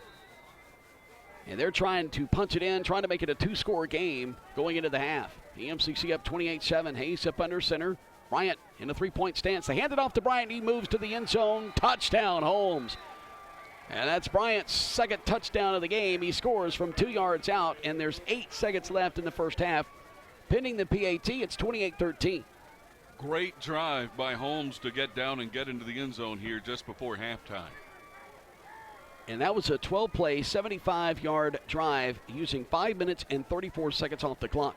Their previous drive was 98 yards, and they used 9 minutes off the clock. So back-to-back scoring drives for Holmes, and they're trying to make it a 2-score game. Snap back, kick is up, and it is through the uprights. A good Connor McKay will make it 28-14 with 8 seconds to go here in the first half of play. So we're going to keep it right here. Coming up in just a moment, we're going to hear from Buddy Stevens, his thoughts on the first half. We'll set you up for homecoming. We've got some folks going to be elected into the EMCC Hall of Fame. And we see across the way the tuxedos and the sparkling dresses. As you know, it's homecoming when it's bright and sunny on a Saturday afternoon in the fall. And you see those dressed up folks that's about to make their way out to midfield, and they'll crown a homecoming queen. 28-14, EMCC on top by 2 touchdowns. Also, we're going to take a look around college football. We'll catch you up on MACJC play from today and on Thursday. Taekwon Ulmer will be back deep to receive along with DJ Clayton. Clayton's going to trot out to the 10 across the way. Ulmer to the 10 near side. They'll keep moving back closer to the 5-yard line. Connor McKay is going to tee it up at the 35 to our right, and he'll be kicking it from right to left. 8 seconds left. EMCC with Taekwon Ulmer back there, and DJ Clayton can be a scoring threat. Connor McKay makes sure his kick team is ready. Now he's running up across the 30, and he gets his right leg into it, and it's a squib kick. It's going to bounce near seam. It's going to take a big bounce, but leaping up and getting it at the 25-yard line is the up back for EMCC. And so the Lions will have it at their own 25-yard line, and I think obviously just probably going to kneel it here. And coming up with that recovery for EMCC is Ontario Johnson. 7 seconds left here in the first half. The Lions will have it first down, 10 to go from the 25, and I expect them maybe to run McIntosh up the middle or maybe just try to bounce him to the outside, but EMCC has one play before halftime. Trip receiver short side of the field, near side. Snap to DeWeaver, looking left, still looking left, has pressure, he has to step up, and he pumps and fires it near side. It's out of bounds, and that's going to run out the clock in the first half of play. As the ball sails out of bounds, the horn sounds. It's 28-14. Number 1 EMCC on top of Holmes here at the half. And Buddy Stevens will be available shortly as Glenn Beard is trying to catch him somewhere on the sidelines, trying to spot him. Let's go to Glenn on the field. Buddy is talking with the official. So, all right, Jason, we got head football coach Buddy Stevens. Coach Stevens, your offense started out like gangbusters on the first half, and then defensively the triple option gave us trouble. Yeah, I mean, they're doing what they got to do to try to keep the ball away from us, and they're doing a good job of it, and we got to do a better job of tackling, and we will. And offensively, I mean, we've still got a lot of things that we can run, so hopefully we'll do a better job of wrapping up and tackling and running to the ball. I think we're doing a little bit too much. When you play against this offense, you can't stand around and watch. So we're doing a little bit too much standing around and watch. We'll get it fixed. All right, thanks, Coach.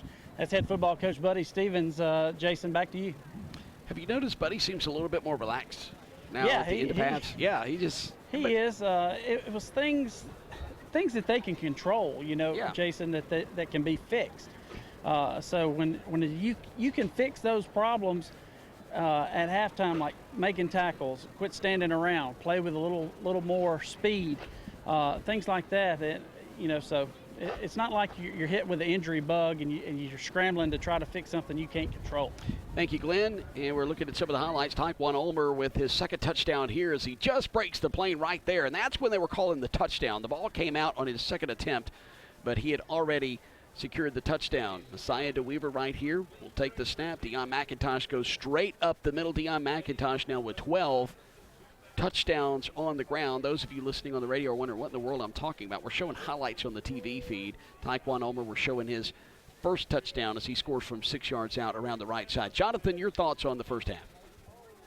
EMCC did a nice job getting the ball up and down the field on third down conversions. I was just looking. Actually, both teams, an excellent job. The Lions 4 of 4, 5 of 8 was Holmes on third down conversions. So both those teams doing a great job keeping drives going. It was the Lions in the passing game that really has been the difference in the first half. Being recognized here at the half will be EMCC's 2018 Sports Hall of Fame induction class, comprised of Larry Anderson, Jack Lewis Dudley, Lynn Etheridge Robertson, Mary Ann Hodges Fulton, Lance Lewis, Mike Luke, Kate Neely McCarty, Dwayne Taylor, Larry Vick, and Raleigh Wood III. And they're being recognized now here on the field. As they're being recognized, we are going to take a 3-minute timeout. When we return in 3 minutes, we'll take a look at the first half scoring summary. We'll also take a look at a few highlighted stats. Coming up a little bit later on, we're going to give scores from around MAC-JC play and then scores from around college football today. And that will have our halftime taken up, and we'll be ready for second half action coming up here in just a bit. You're listening to the EMCC Radio Network. Kate Neely McCarty, softball coach. Lynn Etheridge Robertson, women's basketball.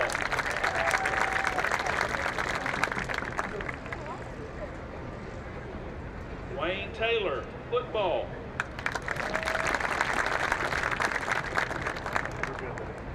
Larry Vick, football and baseball.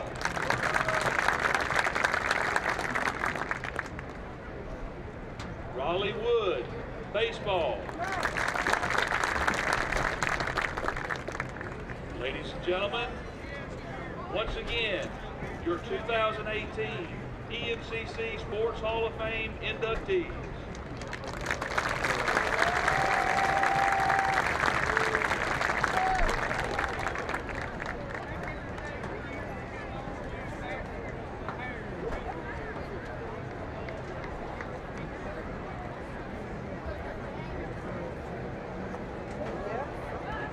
Ladies and gentlemen, once again, direct your attention to midfield and welcome the 2018 Alumnus of the Year, John Apple, and Distinguished Service Award recipient, Dwayne Hull.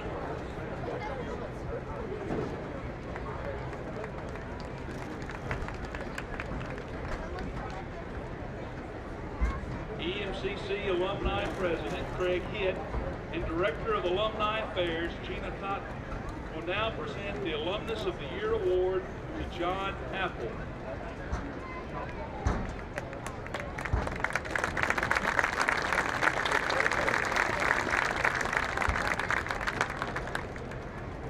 And EMCC Interim President, Dr. Randall Bradbury, and Executive Director for Advancement, Marcus Wood, will now present the Distinguished Service Award to Dwayne Hull.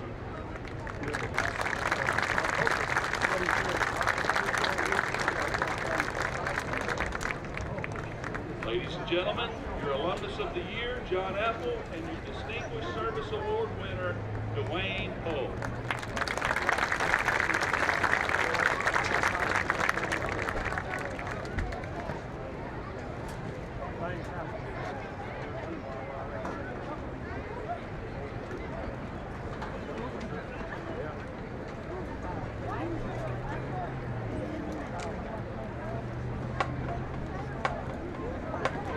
Now entering the field is the Mighty Lion Band under the direction of Assistant Band Director Ron Gann.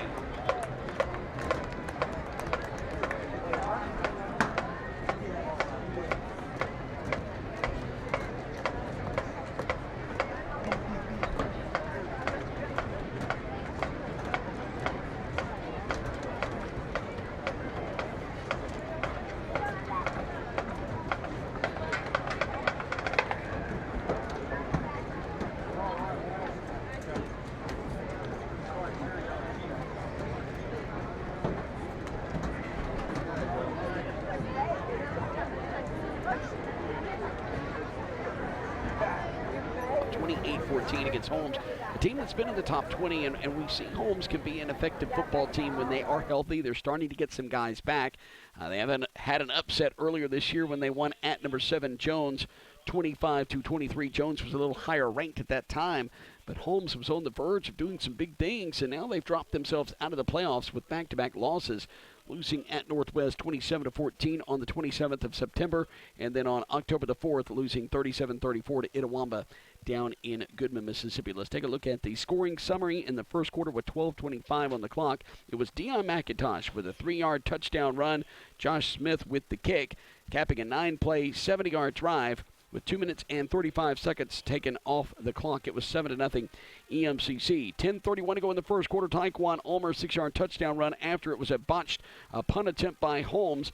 EMCC had it at the 3-yard line. They had lost 3 yards on the play prior to Taekwon Ulmer's 6-yard run. And that was 2 plays, 3 yards, 35 seconds off the clock. After the PAT, it was 14-0 the home team. Then EMCC made it 21-0. Rashad Eads with a 76-yard touchdown reception from Messiah to Weaver. After Smith's kick, it was 21-0. A minute 15 off the clock, 4 plays, 87 yards. And in the second quarter, it was Holmes. Terry Bryant, his first of 2 touchdowns in the second quarter, 1-yard touchdown run, capping a 16-play, 98-yard drive, taking 9 minutes and 27 seconds off the clock. That made it a 14-point game again, 21-7. EMCC would extend the lead. Taekwon Ulmer, 1-yard touchdown run, capping an 11-play, 67-yard drive. Ulmer's second touchdown of the game. Now it's with 5:42 to go before halftime. 4 minutes and 16 seconds were taken off the clock, and they would extend it to 21 again with EMCC. Then Holmes, Terry Bryant, second touchdown on the ground, 3-yard run, capping a 75-yard drive in 12 plays. 5 minutes 34 seconds taken off the clock. There were 8 seconds left before halftime when he went into the end zone. So after the PAT, it was 28-14, and that's where we stand here at the half. When we return in 4 minutes, we're going to take a look at MAC-JC scores from Thursday night. It's homecoming here in Scuba. You're listening to the EMCC Radio Network.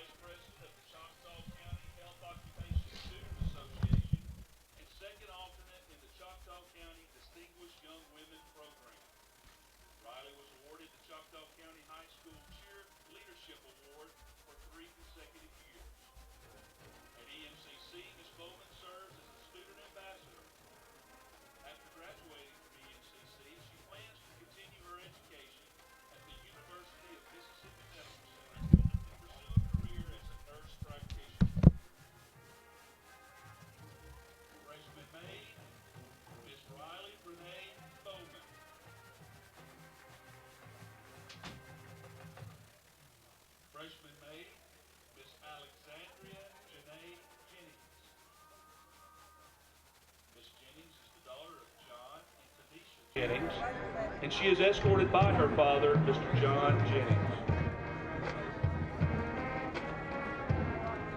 While in high school, Miss Jennings was a member of the Beta Club and the Drama Club.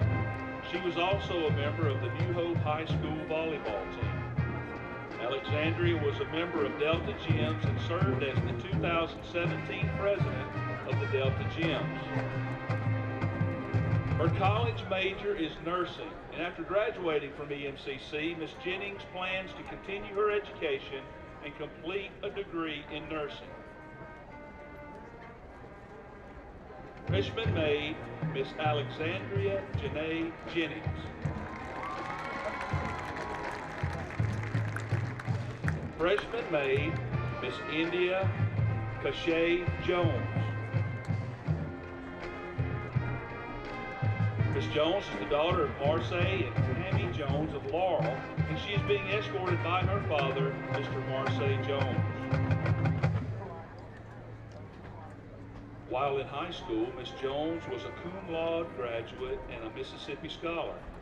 She was named Miss West Jones High School and inducted in the 2018 West Jones High School Hall of Fame.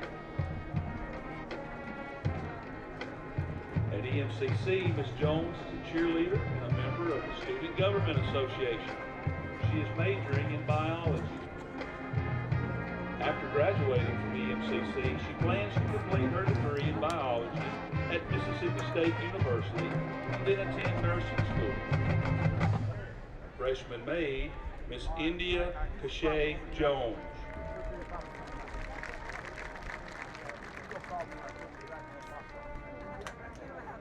Freshman maid, Miss Catherine Mackenzie Reeves.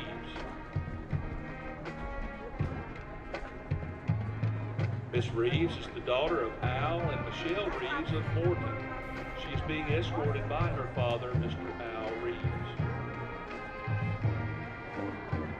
While in high school, Miss Reeves was salutatorian of her graduating class. She was also student body president and Beta Club president. She was a Mississippi scholar and a 2017 homecoming queen at Morton High School.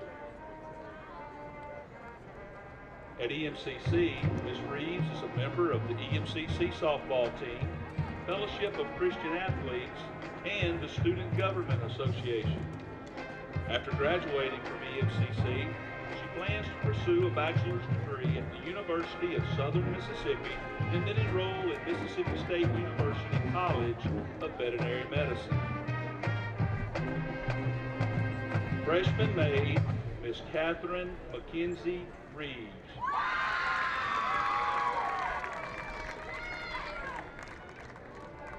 Freshman maid, Miss Lauren Kenna Walker.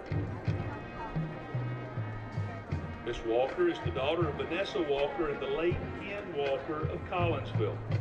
She is escorted by the East Mississippi Community College band director, Mr. Chris King. In high school, Miss Walker was an honor student. She was also a member of the West Lauderdale High School Color Guard.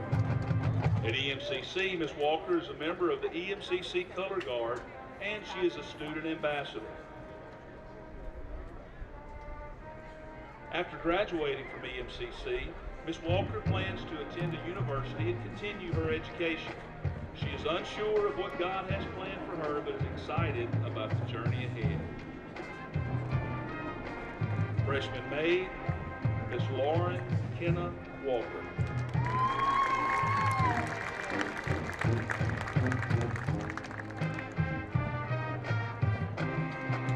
Freshman maid, Miss Ellie James Yarbrough. Miss Yarbrough is the daughter of Stephen and Paige Yarbrough, and she is escorted by her father, Dr. Stephen Yarbrough. In high school, Miss Yarbrough was a Mississippi scholar. She was student body president and 2017 homecoming queen at Winston Academy. Ellie was named Miss Winston Academy and was also inducted into her high school Hall of Fame.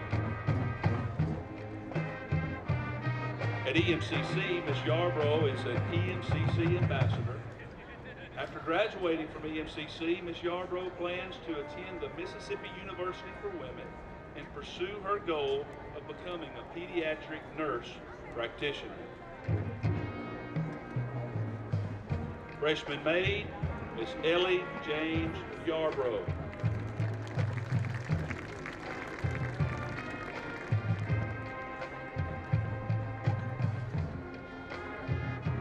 Sophomore maid, Miss Carly Hurst. Miss Hurst is the daughter of Jason Jean Hurst of Caledonia. She is being escorted by her father, Lieutenant Colonel Jason Hurst. In high school, Miss Hurst was a Mississippi Scholar, member of the Beta Club, and voted overall best cheerleader at Caledonia High School. At EMCC, Miss Hurst is a sophomore representative for the Student Government Association and resident assistant. She serves as one of the captains of the EMCC cheerleading team. After graduating from EMCC, Ms. Hurst plans to attend the University of Alabama and complete her degree in physical therapy. Sophomore maid, Ms. Carly Hurst.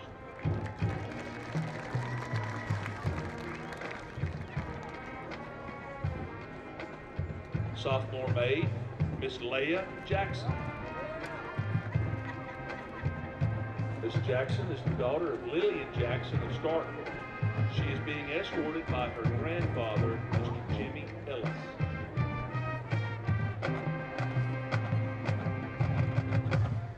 At EMCC, Miss Jackson is a member of the Math and Science They kept the Club. offense that East Mississippi has and that has been in gear since the word go today, kept them on the sideline. So once you do that, that kind of takes that offense out of rhythm because they've been on the sideline. They've gotten a little stiff and things of that nature. So they're not warm, if you will, and ready to rock and roll. And I mean, we look at statistically, Holmes has almost doubled the offensive snaps today, 41 to EMCC's 28. So I mean, that tells you offensively they've got a good game plan, and that they could make some noise in the north. I think they're out of it from the north, but they could give some people trouble. And play home wrecker. Yeah, they really certainly could have put themselves in position. Of course, losing to Northwest was a difficult one, 27-14, a game that they were in. That was the number 2 team in the country last week. Now they're number 5. It's still a really good football team. Talking about that 9-minute drive, EMCC 87 yards in a minute 15. So totally different offenses going at one another today. Glenn will be back on the booth for commentary in the second half. Glenn, thank you so much for joining us here at the half. When we return in 3 minutes, we will take a look at scores from around Southeastern Conference play and also from the Division I level. You're listening to Halftime here and in Scuba on Homecoming, 8:23 before we get back to second half action. 28-14, EMCC with the lead. This is the EMCC Radio Network.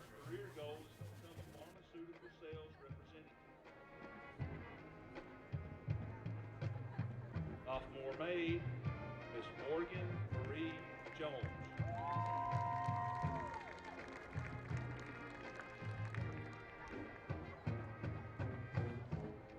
Sophomore maid, Miss Stephanie Del Nicole Kaufman.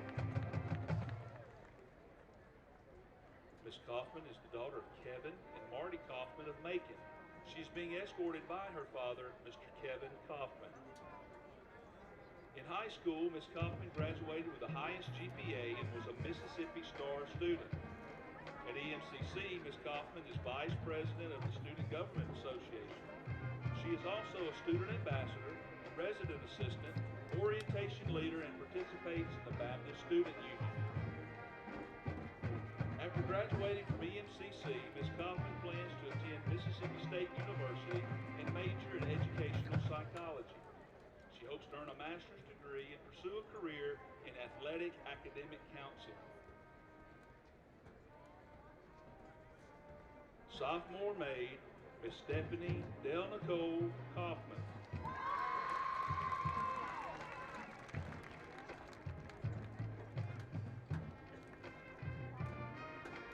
Sophomore maid, Miss Blair Nicole Madison. Miss Madison is the daughter of Stacy Madison and Heather Madison of Columbus. She is escorted by her father, Mr. Stacy Madison. At EMCC, Miss Madison represented her freshman class as homecoming maid. She received the 2018 Dowell Leadership Scholarship and was named to the President's List. Miss Madison is a student ambassador and a president of the Student Government Association. She is also a member of Phi Theta Kappa Honor Society. Graduating from EMCC, Miss Madison plans to transfer to a university and complete her degree in computer science. She hopes to have a career in game development. John, this segment. Sophomore maid, Miss Blair Nicole Madison.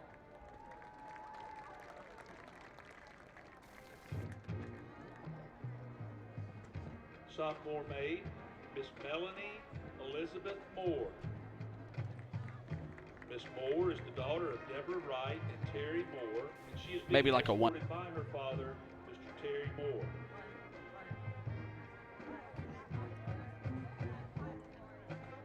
In high school, Miss Moore was a member of the Beta Club and the National Honor Society. She was a Mississippi Scholar and voted most defensive player on the Caledonian High School. We got a big one here in Scuba, Mississippi. It's halftime. EMCC leading Holmes 28-14. Holmes just dropping out of the top 25 in recent weeks. The EMCC maintains their position at number 1. They're up by 14 as we're going to be starting the second half here in just a bit. LSU, 13th ranked team in the country, leading number 2 Georgia on the Bayou, 10-0 with 13:34 to go before halftime. Texas A&M's on the road, ranked 22nd in the nation. They're up 3-0 over South Carolina with 11:47 to go in the second quarter. Upset of the day, Tennessee defeating number 21 Auburn 30-24. Number 14th ranked Florida goes on the road and defeats Vanderbilt by 10, 37-27. Missouri and number 1 Alabama take on each other at 6 p.m. on ESPN from Bryant-Denny Stadium tonight, where Dixieland Delight is back. We want to thank our good friend Greg Byrne for giving the folks there in Tuscaloosa what they want. Ole Miss and Arkansas play in Little Rock tonight at War Memorial Stadium. That name just does not roll off the tongue or the lips very well at all. 6:30 p.m. is the kickoff, and that's a look around Southeastern Conference football action. By the way, Mississippi State with the Saturday off. Pitt leading Notre Dame, 5th-ranked Notre Dame, 14-6 with 11:41 to go in the third quarter. So that went just after halftime. 7th-ranked Washington and 17th-ranked Oregon tied at 10 with 1:04 to go in the game, basically just underway. 8th-ranked Penn State leading Michigan State 7-0 into the first quarter. Number 9 Texas leading Baylor, or trails Baylor 7-6, I beg your pardon, with 12:57 to go before halftime. Memphis leading 10th-ranked University of Central Florida. Go Tigers, 17-7 is the score right now with 12:30 to go in the second quarter. Ohio State ranked 3rd in the country on top of Minnesota 30-14. 6th-ranked West Virginia and our very own Ezekiel Rose will play tonight at 6 p.m. The Mountaineers at 5-0 in the country and in the top 10. Number 16 Miami takes on Virginia tonight at 6 p.m. on ESPN2. ABC will broadcast number 12th-ranked Michigan hosting 15th-ranked Wisconsin at 6:30 p.m. And at 9:30 tonight, it's the Pac-12 After Dark. 19th-ranked Colorado will be in Trojan country to take on USC in Los Angeles. And Stephanie Cochran has just been named your 2018 EMCC Homecoming Queen. She will be crowned at the numbers at the 50-yard line here near side as Mickey Stokes, the vice president here at EMCC, and Dr. Randall Bradbury, the interim president here in Scuba, will crown Stephanie the Homecoming Queen. Well, that's a look at scores around college football. Jonathan Holmes right now is sitting to my left, and he will have halftime stats for you as we're 2 minutes and 20 seconds away from getting back to second half action. Jonathan? Those last long drives from Holmes really brought the statistics back up to almost an even kilter, some even better than EMCC. Rushing the football, Holmes 35 rushes, 137 yards in comparison to EMCC's 18 carries for 92 yards. First downs, it was Holmes that had a slight edge, 13-10. Passing the football, of course, that is where EMCC was strongest in the first half. 3 of 6 for Holmes for 30 yards. For the Lions, 8 of 10 for 131 yards. Total offense, 41 plays, 167 yards for Holmes. 28 plays for 223 yards for EMCC. So Holmes almost double the offensive plays. Interceptions, there were none for either team. Fumbles, 5 for Holmes. They lost 2 of those. For EMCC, they put the ball on the turf one time and lost that one. Penalties, 4 for 48 yards for Holmes, 2 for 25 for EMCC. Time of possession, it's a lopsided first half in favor of Holmes. 20 minutes and 56 seconds. EMCC 9 minutes and 4 seconds. Third down conversions, both teams faring very well. 4 of 4 for EMCC. 5 of 8 from Holmes. Fourth down conversions, 1 of 2 for Holmes. In the red zone, both teams perfect. 3 of 3 for EMCC. 2 times in the red zone for Holmes and 2 scores. Couple of the leaders offensively. Deion McIntosh for EMCC. 7 carries for 63 yards. A long of 17, an average of 8.6 per play, and a touchdown. Taekwon Ulmer, 3 carries. He gained 8 yards, and 2 of those were for touchdowns. For Holmes, 15 carries, 67 yards for Terry Bryant. 8 for 63 for Reggie Hayes. Both those young men averaging high average per carries. Passing the ball, 2 of 3 for Hayes. Wilson was 1 of 3.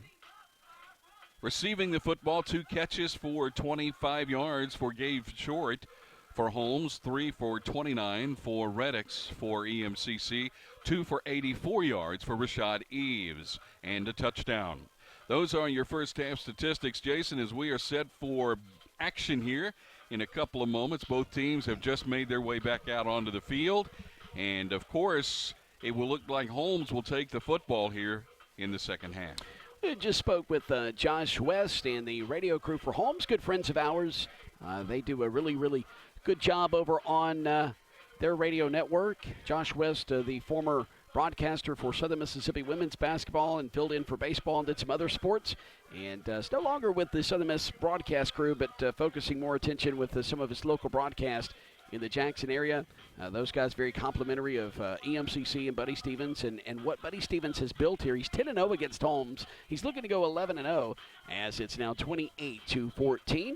We'll be back here in a few short days, actually, right here in this broadcast booth at Sullivan Wyndham Field. Kahoma comes in for a North Division contest. EMCC trying to wrap up that North Division right now currently with a game ahead and the tiebreaker with Northwest. Jones leads the South. And by the way, the South has the home field advantage for the higher South seed. Will have the home field for the state championship this year. So we were going over some scenarios on the way down, and one of those scenarios would be if Northwest somehow would take that half of the bracket when they go down to the South for their first game. If EMCC is the number 1 seed, this is hypothetical, of course, then you could get Northwest here. But a lot of things have to happen and shake out. EMCC wants to take care of business.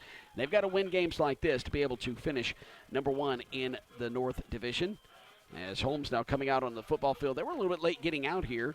EMCC was out here. They're lined up to kick this football off. Holmes is running through them to our right as EMCC is going to be kicking off from right to left. It was a long homecoming. Of course, homecoming games are always long. Half times are about 26 minutes. And so that's why we are just now getting the second half started. As they've put 15 minutes on the board, Holmes is going to meet at midfield across the way on the far sideline. Their kick return team will be out there here in just a moment. Josh Smith is going to tee it up at the 35-yard line.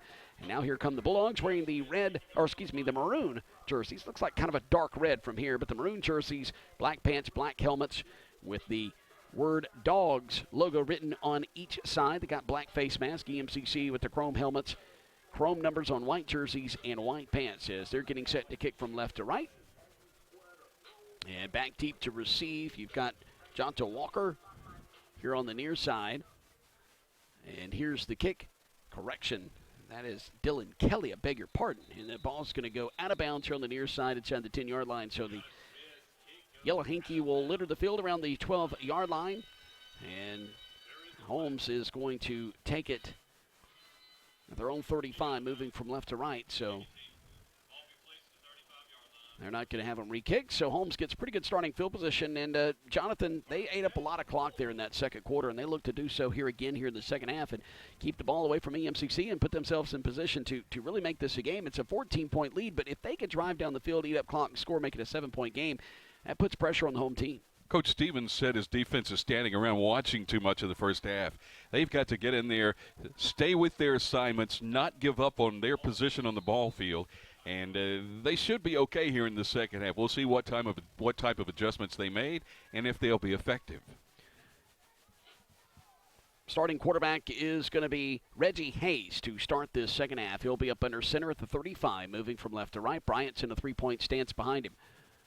Hayes, hard snap count, now calls for the football. Gives it to Bryant, big hole near side. Out across 45, he's inside EMCC territory 40, and he's going to be tripped up at the 35 between the sideline and the numbers here. Josh Miller is going to make the tackle as he trips him up around the 32-yard line. Terry Bryant, boy, when he took that football, he just had nothing but green grass in front of him. I might have been able to go about 7 yards. A great first play call. The hole was wide open on the backside of the defense. He just turned on the speed, got all the way to the 32-yard line, and a touchdown-saving tackle by Josh Miller as he came from nowhere to take out the running back. 33 yards on the carry for Bryant. No contact until he got into EMCC territory, as Jonathan mentioned. Same formation as last. The snap from the near hash. They leave it. Bryant, he comes around near side, slips a tackle inside the 20, inside the 15, and he's going to be dropped at the 10-yard line. And making the tackle again is Josh Miller. Deja vu all over again. Same play, same tackle. Bryant's a fullback, Jason. He's listed at 5'10", about 220 pounds or so. He's a guy that can he's got a low sense of balance. He's bouncing off tacklers. His lower body is extremely strong. When he plants that foot, he can shake somebody. Got all the way down to the 10. It's first and goal for Holmes. 17 carries for 122 yards for Terry Bryant.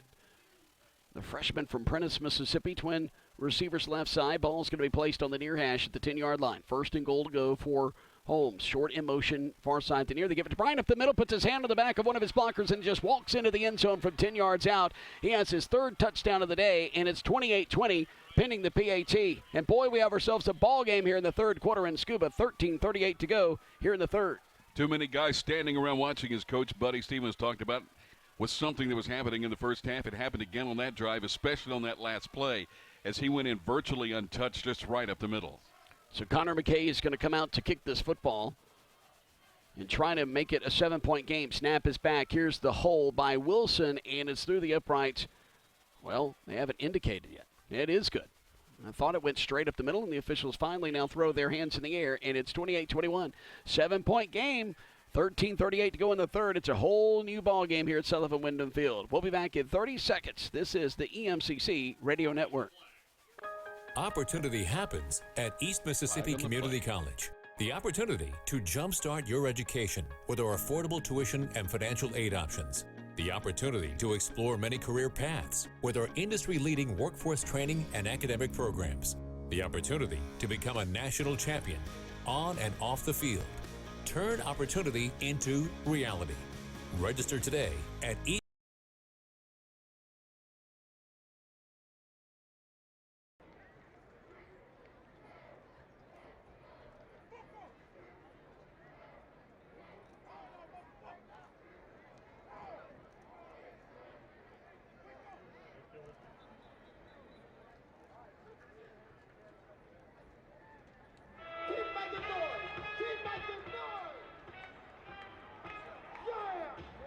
report down on the field as Braden Boykin is going to trot out to receive this kick across the way. He'll stand inside the 10. Near side is going to be DJ Clayton. He'll stand at around the 2-yard line.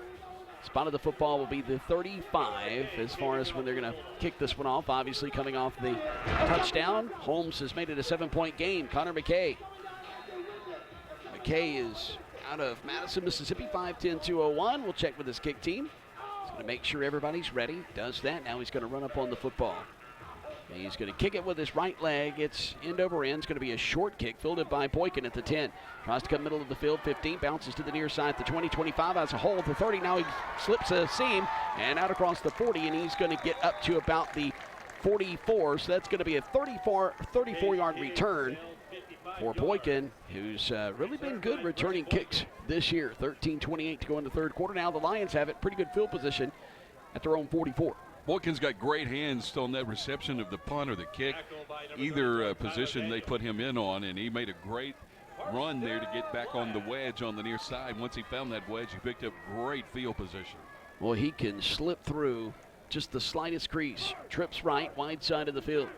DeWeaver lifts the right leg. Now we'll hand it off to McIntosh. Goes straight up the middle, and he is hit hard As he gets to the line of scrimmage and making a big hit there is going to be Kendrick Haynes, the freshman linebacker from Mobile, Alabama, 6'1", 230, and he took every bit of that 230 and put it into the chest of McIntosh. Well, the momentum is with Holmes right now. Those two last 3 offensive drives resulting in points, and now the defense is really starting to pick up play. DeWeaver, shotgun snap, has plenty of protection, fires it near side of Drummond, call it the 47-yard line. It's going to get inside Bulldog territory down to the 49. So that's going to be a gain of about 7 yards, and that'll make it a 3rd down and 3 situation. They've got to get to the 46. Twin receivers over on the right side. Here's the snap, leave it with McIntosh, runs with his head down, and he's going to be hit and stumbles as he gets to the 46, but he has enough for the 1st down. Just enough for a 1st down there as he stretched out right at the end of that run. New set of downs for the Lions. Walker's going to come up and make the stop for the Bulldogs. Twin receivers here on the near side, Twins on the right side. The snap, everybody goes out for the pass, and now firing it down the near sideline just through his outstretched fingertips at the 20-yard line. Drummond was the intended receiver down the near sideline. It's incomplete, and it's going to bring up 2nd and 10 from the 46 of the Bulldogs. Some hand fighting going on between Drummond and the cornerback, Jason, but Drummond's got to catch that ball. Yeah, I agree. Glenn, that ball looked like it was kind of dropped on a dime there and shouldn't have gone through the hands of Drummond. Yeah, Jason, I have to agree. Let's see what happens now. Penalty flag comes flying in. I think we're going to have a false start. Yeah, it's going to be on EMCC with a false start.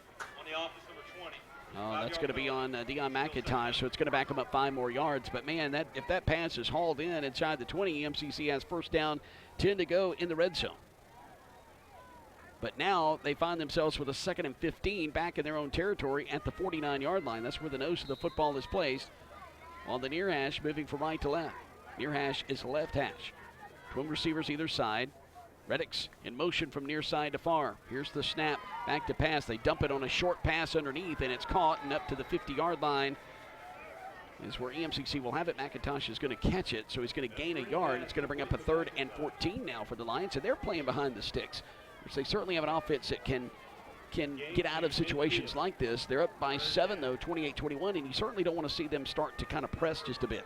They sent Reddicks in motion on that last play to try to get rid of the linebacker, but Wilson stayed home for Holmes. Trips right. Here's the snap. Great protection. And now firing it over the middle. It's tipped at the line of scrimmage, incomplete at the 40-yard line. It's now 4th and 14 from midfield. Weaver's pass is batted at the line of scrimmage. And so it's going to be a punting situation now for EMCC. It's the first time the Lions have punted.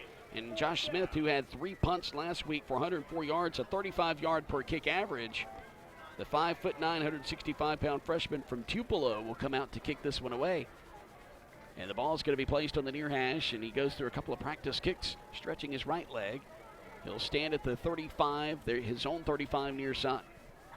Back deep to receive is Sean Walton, a sophomore wide receiver. For Holmes, he'll have his toes at the 15. Smith's going to get his foot into it, and it's a beautiful spiral kick, and calling for the fair catch is Sean Walton, and he'll take it at the 16-yard line. So Holmes will have it at their own 16, trailing by 7, 28-21, and their last 3 drives have produced points. And that was the last 2 drives of the first half of the first drive of the 3rd quarter. As a punter, you want to get the ball up plenty of height where you can get great coverage downfield, and that's what Holmes did there. Use those speed guys to get out and force the return man to make a fair catch back on the 16-yard line. So a nice job by the punter, pinning Holmes inside their own 20. 7 were downed inside the 20 for starting punter Johnny Moss, who's out under percussion protocol. Bryant's going to get the carry. Goes around the left side. He's going to get about a yard gain up to the 17-yard line. He had 122 yards just a bit ago. And with that carry, he's going to add a little bit to his total, 132. 1 yard gain. For Bryant, who is a freshman from Prentice, Mississippi, and now they get the play call in. Hayes, since he's come in to generate this offense, he has been effective, and this offense has responded, and he's been in there for 3 drives, and all 3 of those drives have resulted in touchdowns. Twin receivers wide side of the field, near side. Ball on the left hash, moving from left to right. Up under center is Hayes.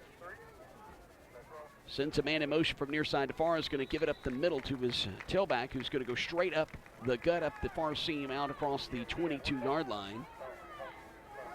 Bryant on the carry. Once again, that's Bryant. Boy, they're going to ride his back here in this second half. I can about guarantee.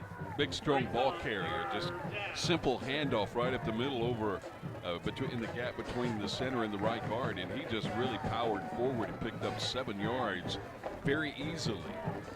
He has 20 carries for 139 yards on the day. It's going to bring up a 3rd and 4. This is a huge defensive play for EMCC. Hayes up under center at the 22, takes the snap. He's going to hand it off, and they're going to sniff it out, and they're going to stop him. He's not going to get much, if anything. EMCC's coming out of there with the football, looks like, but he's down. And so they're going to have to kick this one away from their own 22-yard line. What a job by the Lions defense stalling. The offensive has been firepower, just moving up and down the ball field, has Holmes, but EMCC steps up when they have to and make a big play. I'm not certain anybody knows that Hayes that carried that football a moment ago. Okay, it was Hayes. I didn't think the public address announcer knew either, unless he called it out earlier and didn't hear him, but it was a big pile up there, and everybody got tackled, as Glenn mentioned just a moment ago. Rugby-style kick here on the near side as Hayes comes out and will kick it away, and he's been everything here since the second quarter. Quarterback, now punter. What else can he do? They're going to pin him inside the 35-yard line. The spot of the football is going to be the 31 as the ball's going to roll out of bounds there. EMCC with ball possession, their own 31, moving from right to left. Now, Glenn, EMCC had spit and sputter defensively on 3 straight defensive series. They get a stop there. Now the offense has got to have their back. What do you think they do here? Well, they got to get in the offensive rhythm, maybe complete a short pass, get Messiah to Weaver some confidence. He's been struggling right here. Takes a snap, great protection, steps up in the pocket, just going to keep it himself, and he's going to duck as he gets out across the 33 up to the 34. He's about to be hit hard, and he's going to gain 3 on the play, and Jonta Walker is going to come up and make the stop. Depends on the official spot. Yeah, they put him up to the 34, so a 3-yard gain, 2nd and 7. Messiah to Weaver in the shotgun. We'll have twins either side. We'll have a back flank to his right. DeWeaver lifts his right leg. Here comes everybody. Inside pressure. They hit him, but he gets it out to Drummond, who catches it 39-yard line, goes up the near sideline, gets out around the 45. He'll have enough for the first down. When he caught the ball, all he had to do was turn. He got 2 yards. He got the first down, and he gets 6 more yards after he catches it. And so 13-yard gain, and EMCC has it at their own 45, moving from right to left. Twin receivers either side. The snap to DeWeaver is going to leave it with McIntosh, who dances up the middle, and he's going to be hit as he gets up to the 48-yard line and stop there. Gain of 3, 2nd and 7 now for EMCC. Clock rolling with 8:32 to go here in the 3rd quarter of play. EMCC up by 7, 28-21. It's homecoming here on the Scuba campus. DeWeaver raises his right leg again. Once again, great protection. Fires it near side. Caught. Oh, goodness. Taking his hand and just pulling it into his chest at the 46-yard line is Calum Reddick. And he's going to be close to a first down. That's going to be a gain of 9 on the play, and it's going to bring up a 3rd down and 1. And DeWeaver's ready to snap it. They do. Leaves it with McIntosh. Goes straight up the middle. It's a first down and more. They're trying to chase him to tackle him. Slips free inside the 35. Gets between the sideline and the numbers at the 27, and that's when he's going to be pulled down. So EMCC with another first down. I thought he was about to squirt free. McIntosh is really something. He just makes big things happen in small spaces. He was able to get down and get great yardage. We've got an injured Holmes Bulldog on the play right around the 40-yard line. And it looks as if that is, I think it. Is that Wilson, the Luke linebacker? Wilson, it is. The sophomore linebacker from Manti, Mississippi, 5'10", 208. And as they attend to him, we're going to pause 10 seconds for station identification. You're listening to the EMCC Radio Network.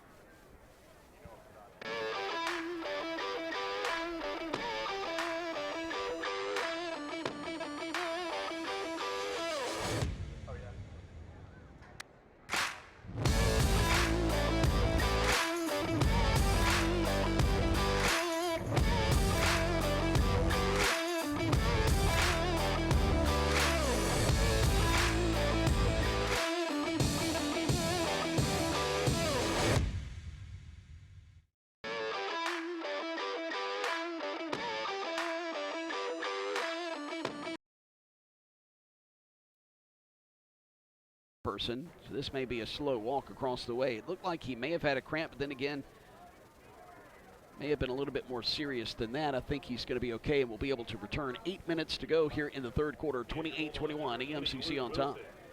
DeWeaver will have Keon Moore flanked to his left, twin receivers to the right, two receivers here to the near side. Drummond's your wide out near side. Reddick is your slot receiver. McIntosh surveys that defense. Holmes with a three-man front. They blow the play live as we tick under 8 minutes to play in the third. The snap, DeWeaver fires it near side, caught, and it's Reddick. He stops on a dime, makes one man miss, and he's able to get 4 more yards after. Made him miss at the 20-yard line. He gets down to the 16. That's another first down for Calum Reddick and this EMCC defense.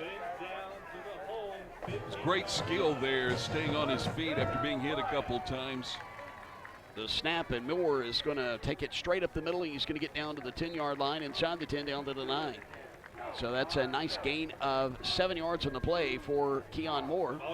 Now he's going to trot back to the near sideline, and here comes Deion McIntosh. Boy, Buddy Stevens, very fortunate. He's got 2 backs. He could just continue to keep fresh legs in there. The snap from the 9. On second down, they fire it towards the end zone, and it is caught. Touchdown by Drummond. And he goes into the M in EMCC in the end zone, and it's caught. And Holmes dove, tried to knock it away.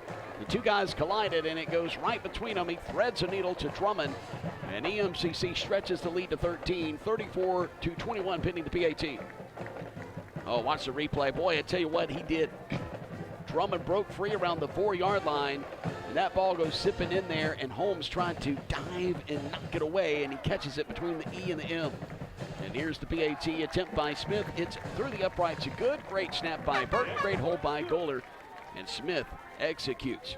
7:11 to go in the third quarter. It's 35-21, 14-point lead for the #1 team in the country, EMCC. Back on the EMCC radio network in a moment with more third quarter action.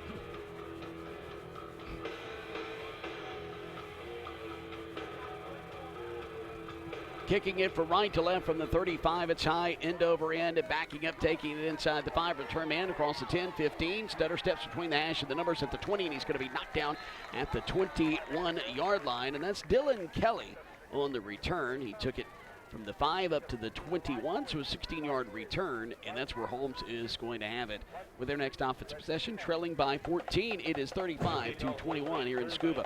Visit EMCC Athletics home on the web for live broadcast news, stats, schedules, and more. Visit www.emccathletics.com. You can also search there for nice EMCC gear. EMCC has some of the best gear in the country when it comes to JUCO ranks. Right up there with some D1 apparel. Adidas, the official outfielder. Outfielder. Can't say it. He goes straight up the middle, across the 23-yard line. How embarrassing is that, Jonathan? Gain of 2 on the play, and that'll bring up a second down and 8. You know what I mean. The official outfitter. Outfitter, thank you. Kept saying outfielder. The official apparel provider. There we go. Just totally messed that up. My apologies to our friends at Adidas, but Adidas is my favorite by far, not just saying that. I love Adidas. Clothing and uniforms, EMCC looks sharp every Thursday and Saturday that they play out on the field. Second down and 8 with 6:25 clock rolling in the third. Hayes rolls to his left. He rolls wide to throw it, squares and fires it as he's being crunched. He has a man open who almost catches it as he lays out at the 31, but almost is not doing it, but a beautiful looking play by the Holmes Bulldogs. They could have done Hayes a favor and catch that football there because he got walloped way back in the backfield. Guys, that was number 17, the intended receiver. That's Kendarius Evans. He's listed as a wide receiver, but I think now he's been switched to the defensive back. Oh, man, I tell you what, Glenn, I'm watching the replay here, and he stretched out around the 31-yard line, and he almost had it, and he tried to secure it, and then it just bounced off his chest and off his fingertips again. It goes incomplete. It would have been a tough catch, but it's one of those where you're like, man, he could have caught it, but you don't want to say he should have caught it. So it's going to bring up a 3rd and long, a 3rd down, and officially 7, 6:15 to go in the 3rd quarter. Holmes wants to talk about this 3rd down play, and as they do that, we're going to pause 30 seconds. We'll be back in a moment on the EMCC Radio Network.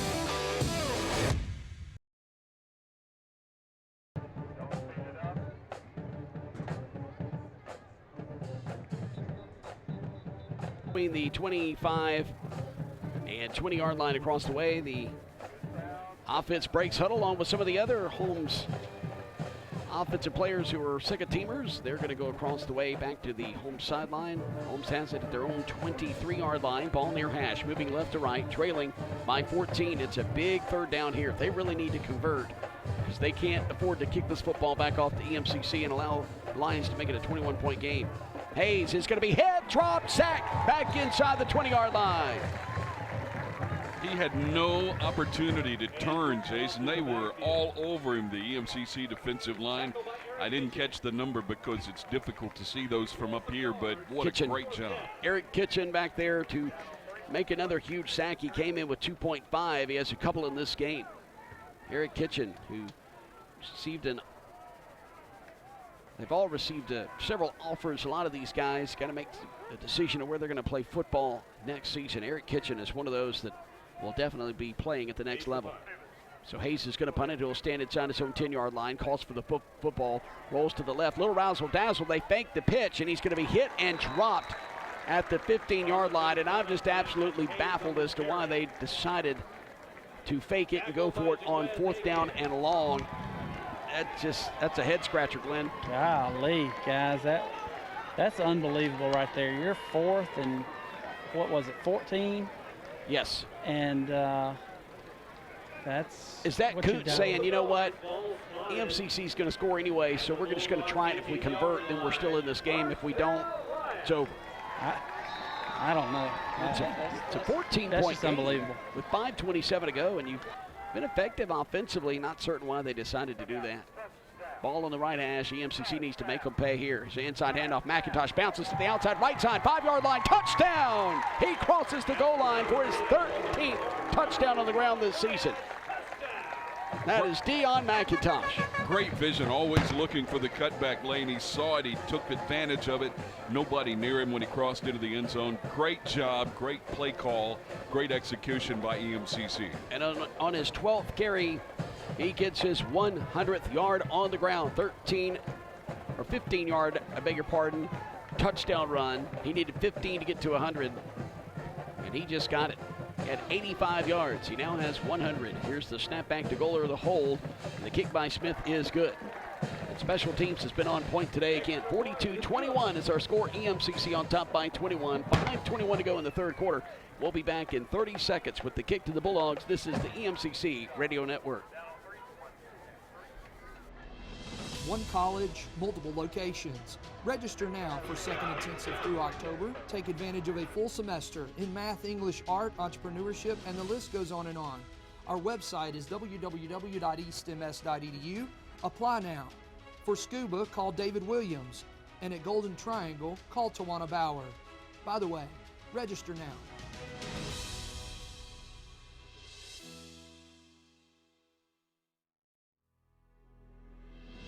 One yards, just a couple of seconds taken off the clock as EMCC makes Holmes pay. And Glenn Beard, what'd I say? EMCC needed to make them pay here, and they did it on the next play.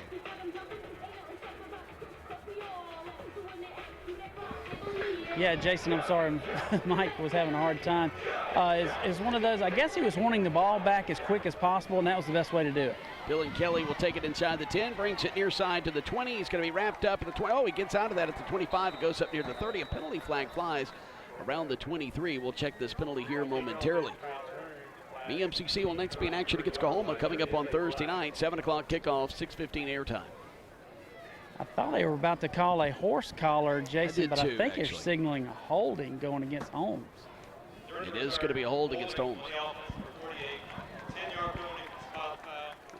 Good job by Glenn on the sidelines as always, but also a good job of catching up the White Hat's explanation of what a penalty is. That's a powerful microphone he has down there on the sidelines. 42-21, Emcc on top. 5:13 to go here in the third quarter. Holmes moving from left to right. Holmes, they've got to score. I don't want to necessarily say they have to score quickly. If they score more than likely, the way their offense is, they're going to run out the clock in the third quarter. So they'll go into the fourth quarter either down 21 or down 14. So time is of the essence for Holmes. Trailing big here at Sullivan Wyndham Field. Inside handoff going straight up the middle. I believe that's Bryant is going to get out across the 15 up to the 16-yard line. Bryant's had a big day today. Decent day rushing the football, over 200 yards on the ground. Bryant on the carry. It was Bryant. Got a yard on the play, has 143. Hervey gets up off the bottom of the pile. A great job by him, as all season long he's been a guy that's really been able to see the hole open up and fill it before the offensive player can get through it. He did it again right there. 2nd and 9, 4:34 clock counting here in the third quarter of play. Hayes up under center, takes the snap, play action to Bryant. It's going to be chased down from behind. Maybe, no, he pitches it off to Short. Short's going to take it up around the 20, 21-yard line, and he's going to be sandwiched and dropped on the far sideline. Keep the clock rolling, though. He did not go out of bounds. Gabe Short with the carry on the option pitch left side, 4:14 to go, third quarter. Josh Miller will knock him off his feet. 3rd and 3.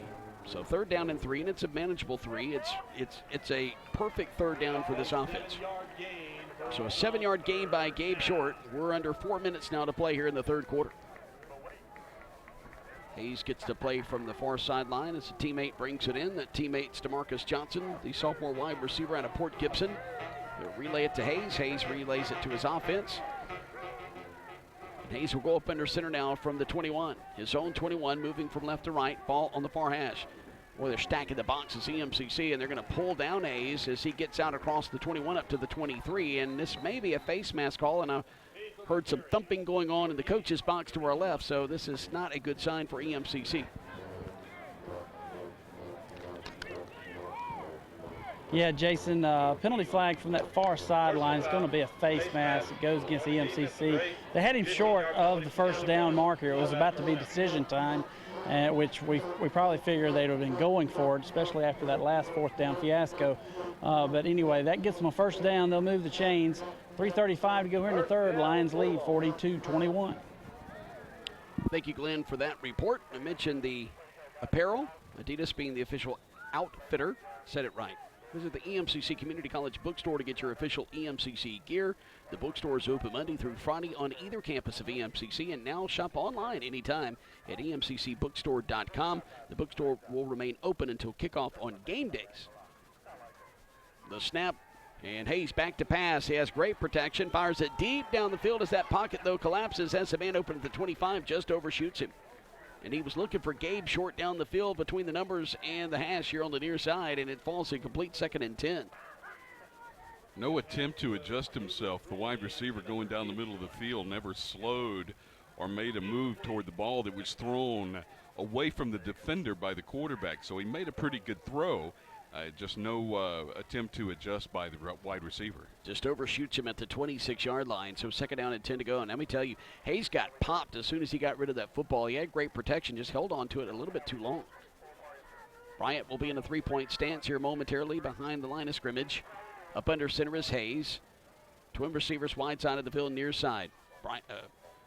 Kelly goes in motion. They give it to Bryant to go straight up the middle up to the 41. Now we have a penalty flag flying, and then a 2nd penalty flag and a 3rd penalty flag. 3 officials throwing flags. And the way the crowd reacted here on the near side, guys, I think this is going to go against Holmes. Let's check in with Glenn Beard on the sidelines. Yeah, Jason, I think that was a little excessive there towards the end of the play, and that's going to go against Holmes Community College. Here the white hat called personal foul.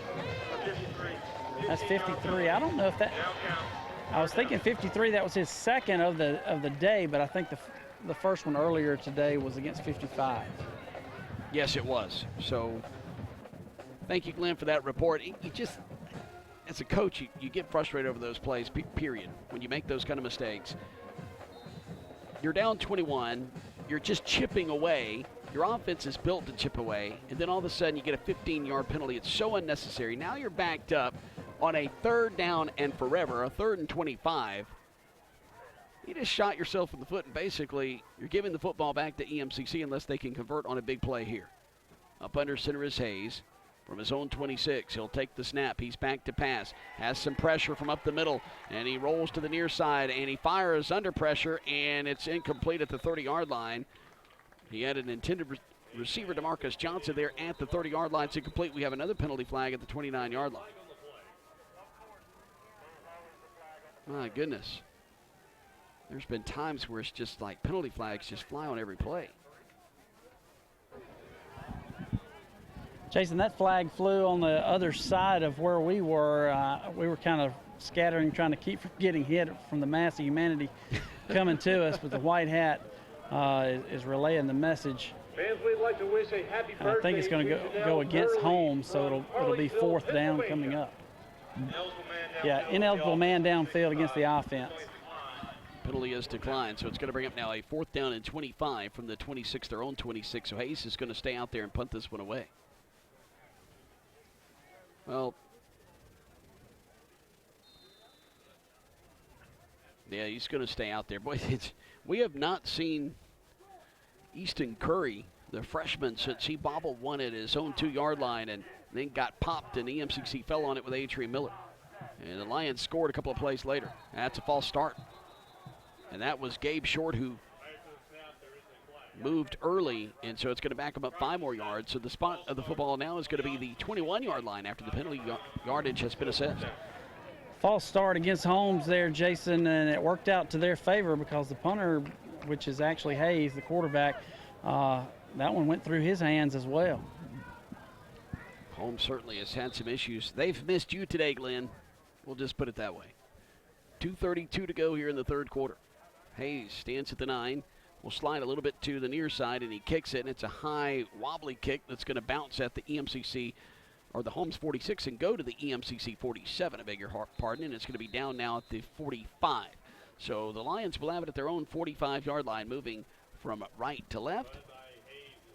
And so Hayes with a 34-yard punt there. And the Lions now up 21, 42-21, tries to go out and start tapping the top of that nail in the coffin and try to get out of here with another North Division win. So Keon Moore is going to be flanked to the left of Messiah Weaver, who throws it right, and it is caught by Adrian Miller around midfield, and he's going to be dropped inside the 50-yard line down to about the 47. So nice gain on 1st down. That's going to be a gain of 7. So Miller with a 7-yard reception. It's going to bring up now a 2nd down and 3. Moore flanked to the right into Weaver. Twin receivers either side. Leaves it in the belly of Moore. Goes straight up the middle, and he is stood up as soon as he gets to the 47, but keeps the pile moving to the 45-yard line. He was hit at the 47. Looked like his forward progress was stopped, but he kept his legs turning, Glenn, and he's going to be close to a 1st down, and it depends on the spot. I think he's got it. Yes, he does. Yeah, that's enough for the 1st down. Move the chains. 150 and counting on the clock. Jason DeWeaver's kind of getting in a rhythm, so hang on. DeWeaver will stand at midfield. Snap of the football coming from the 45 here in a moment of the Bulldogs of Holmes. DeWeaver fires it over the middle underneath. It is caught by the Lions, and that's Clayton, and he's going to get inside the 35 down to about the 34-yard line. So DJ Clayton will have a 1st down reception, but hold on. There's a penalty flag. Go figure, at the 41-yard line of the Bulldogs. Yeah, Jason, you picked up on that flag on that backside. And the White Hats discussing it now with the official at the 45-yard line. 1:29 to go in the 3rd quarter. Now he's about to have his explanation. Yeah, I think we had an illegal rub right there, Jason. It's almost like when you're playing basketball, you set that illegal screen. Yeah. Thank you. Appreciate that, Glenn. So now it's going to be a first down and forever for EMCC with 1:29 to go in the third quarter, 42-21. Coming up tonight, 6:30 p.m. from Little Rock, it's SEC football, and it's Magnolia State football as Ole Miss is going to be taking on the Arkansas Razorbacks. Mississippi State has the day off. That's Magnolia State SEC football. A little update on what's going on there. So the snap from the 39, their own 39, slip screen over on the right side, caught out across midfield and getting close to the original line of scrimmage, where it all started at the 45 and down to the 46-yard line. That's Adrian Miller with the reception. So Tennessee once again beating Auburn 30-24. South Carolina trails number 22 Texas A&M 13-0 at the half. Georgia trails 13th ranked LSU. That's number 2 Georgia 16-0 at the half. 37-27, Florida with the win over Vanderbilt in Nashville. The snap from the 46 on 2nd and 11. Underneath, caught again. DJ Clayton inside 35, gets to the sideline, and he's going to be popped out of bounds as you hear the crowd say, ooh, around the 22. But it's enough for a first down, and EMCC will move the chains and have it a yard away from being in the red zone. It's another opportunity where DeWeaver has really gotten hammered back there after he threw the football. That was almost a penalty, roughing the passer type hit there on him, but he did get rid of it. Great pickup, first down EMCC. DeWeaver, the Michigan State transfer, will be in the shotgun with the ball placed on the near hash at the 21. Trips right wide side of the field. Play action to the tailback. They throw it to Clayton over on the right side. Clayton pivots and gets inside the 20, and he's going to get down to the 15-yard line. Just kind of dug his foot into the turf and stopped his progression going right, cut downfield. So we have a penalty flag at the 17-yard line. Down to the Bulldogs 17. Glenn? Jason, that's going to be holding against number 55 of East Mississippi right there. Matt Tolles, and EMCC just continues to shoot themselves in the foot with penalties here on this drive. Of course, it is a first down situation, but after the hold, it's probably going to be a 2nd and 19. I think it took place at the 20-yard line. We'll wait and see where they're going to finally put the football down. They're going to put it down at the 27-yard line. So it will not be a 19 yards to gain for a first down. 42-21. So it's 1st and 17. And that's going to run out the clock in the third quarter. So EMCC will snap it on a 1st and 17, I beg your pardon. When we return, they have it at the Holmes 27-yard line, up by 21, 42-21. You're listening to the EMCC Radio Network. One college, multiple locations. Register now for second intensive through October. Take advantage of a full semester in math, English, art, entrepreneurship, and the list goes on and on. Our website is www.eastms.edu. Apply now. For scuba, call David Williams. And at Golden Triangle, call Tawana Bauer. By the way, register now.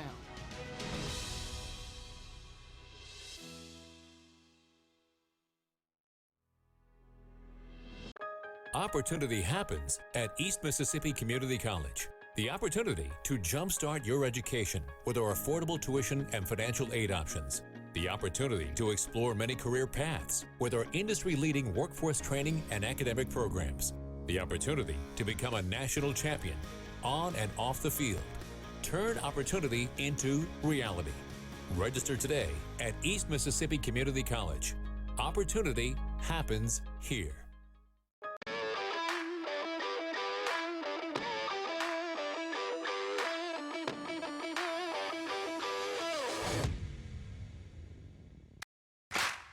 On the campus of East Community College, EMCC up 42-21. As the Lions will have it now, first down, 17 to go. Well, the board has 15, so have a miscalculation here. So the spot of the football is officially going to be the 27. We're going to call it 1st and 15. 15 minutes to go in the fourth quarter. Here's the snap, and Weaver rolls to the near side. He's going to be tripped up and dropped to the 31-yard line, tripped up from behind, and he's going to lose about 4 on the play. So now it's going to be 19 yards to gain for the first down and a second down for EMCC. Ball's going to be placed on the near hash. DeWeaver's going to roll to the near side and come talk to the coaching staff, and he's going to take a seat for a moment on the bench. Taekwon Olmer is going to check in. He'll be in the shotgun with twins either side. Wide side of the field is to the left.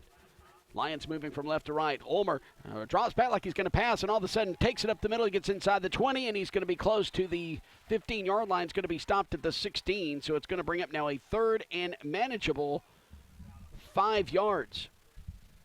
Taekwon Olmer, as we watch the replay here on the screen in the booth, Olmer just dropped back and looked like he was about to pass it, and all of a sudden just tucked it and took off like he was shot out of a cannon.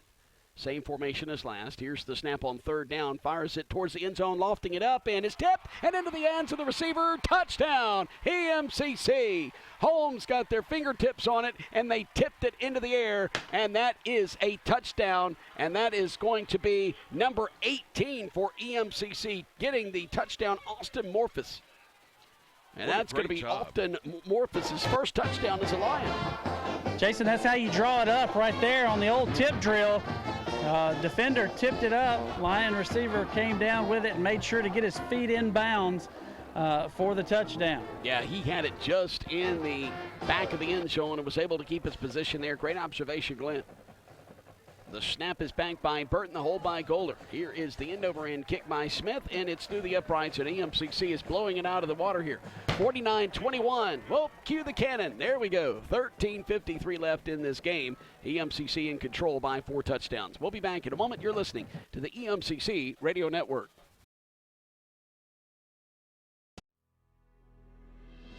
One college, multiple locations. Register now for second intensive through October. Take advantage of a full semester in math, English, art, entrepreneurship, and the list goes on and on. Our website is www.eastms.edu. Apply now. For scuba, call David Williams. And at Golden Triangle, call Tawana Bauer. By the way, register now.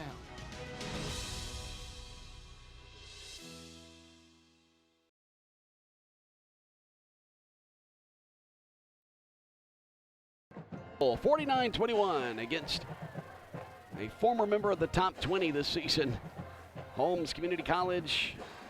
They're about to drop 3 in a row as the Lions are up 4 touchdowns here in the fourth quarter with 13:53 to go. Smith comes up and kicks the football from the 35. It's end over end, kicking from left to right, taken at the 5-yard line, out across the 10, 15, trying to bounce to the outside of the right side. It's at the 20 up to the 21-yard line. As EMCC just strung out Sean Walton, he returns it up to the 21. There's a flag that came in late from back behind the play. I'm not sure if that's going to be against EMCC for a late hit. So it happened right around the 25-yard line. 16-yard return for Walton. We'll see, though, if it stands. It's going to be a late hit out of bounds on EMCC. So tack on 15 yards from the end of the run, and it's going to be spot of the football at the 36 now. Wow. It's those type of 15-yard penalties. If you're in a close ball game, you cannot commit those. Fortunately, the Lions are out 4 touchdowns here. You have a little forgiveness there with that, but you really want to work on that. I know Coach Stevens has had that, and those are things he's talked about wanting to improve on early in the season. I want to give a shout out to all those that are out in the valley to our left, the north side of the stadium. I'm sure watching and listening as they're tailgating. See a lot of folks under the tents. It's a snap inside handoff. Getting out across the 40-yard line is Terry Bryant. He's going to say his knee goes down at the 40-yard line, so it's going to be a gain of 4. Bring up second down and 6. Ball's going to be placed on the right hash. Moving from right to left. 49-21. You know, you could get by with those things, as you mentioned, in a ball game like this, but once you get towards the playoffs and you're starting to play some teams where you're not going to be more than likely blowing them out by 4 touchdowns in the fourth quarter, that could be a play that comes back to bite you, or a penalty that bites you. It's a lack of focus in a ball game. And it's understandable when you're 4 touchdowns out, you get a little lack of focus, but you really have to work on those things. Second and 6 from the 40, their own 40, short in motion near side to far, and Hayes fakes the give to Bryant, then decides to cut up the middle, and he doesn't get much. He cuts up the middle on the far seam. He gets out across the 40-and-a-half-yard line. So it's going to bring up now a 3rd down and 5.5. Who gets up off the bottom of the pile again with Hervey, Jason? He is there every single play in that interior line position. When there's a tackle made, he's been part of it, and he's just really blowing up those holes. Hervey came in with 45 tackles to lead the team in that category. So 3rd and 5.5, and it's 12:21 to go in this game. The clock's rolling, 6 seconds, now 5 seconds on the play clock. They're going to eat that clock up as much as possible. Up under center, they'll snap it with 1 to snap it. Hayes, little counter now goes around the right side. He's going to get up to about the 43, and he's not going to have the 1st down. He's going to be shy of 3 yards, so about 2.5 yards on the play there, and it's going to bring up a 4th down, and Hayes is going to stay out there and kick this one away. There's no way Holmes is going to go for it here. Actually, Hayes is limping now, favoring his right leg as he goes over to the huddle on the far side. He's going to try to stay in there. Coach just told him to kick it with his other foot. He's a multi-talented guy, so we'll see if that's what goes on here. But he is out there, and he is limping and favoring that leg awful bad. Reggie Hayes out of Baton Rouge, Louisiana, 5'8", 180. And now Holmes is going to talk about this 4th down where they're about to kick it away. DJ Clayton was back deep to receive. 11:34 to go in this game. You're listening to the EMCC Radio Network.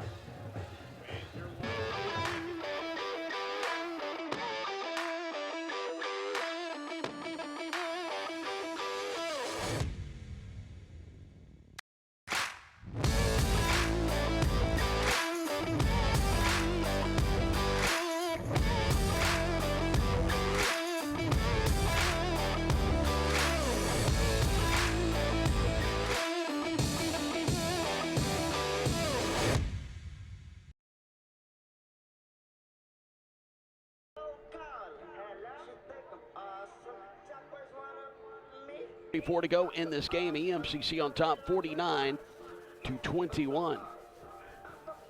The Lions huddle up here on the near side. Holmes huddled up on the far side, and it's 4th down now. And 3 to go from their own 43. They've got to get out to their own 46 for a 1st down as Holmes. They're going to kick this one away here momentarily. By the way, I mentioned all the tailgaters just to the north side of the stadium here, where we've got a nice view of all the cars in the parking lot there and the pop-up tents, and see some kids throwing the football around. Well, I'm sure they have some really, really good food. So Jesse Wilson is going to come in at quarterback, and they're going to go for it. Hayes went out with the slight leg injury, favoring his kicking leg, his right leg. So Holmes going to go for it on 4th down. Everybody stacked up in the box just about for EMCC. Linebackers up at the line of scrimmage. Oh, and they hit him, the tailback at the 43-yard line, which is the line of scrimmage, and he gets no gain, and EMCC will take the football over at the Bulldog 43. And that was Terry Bryant.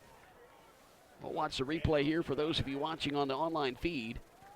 Hervey also there off on the bottom of the pile, Jason. The whole defensive front basically met him in the backfield.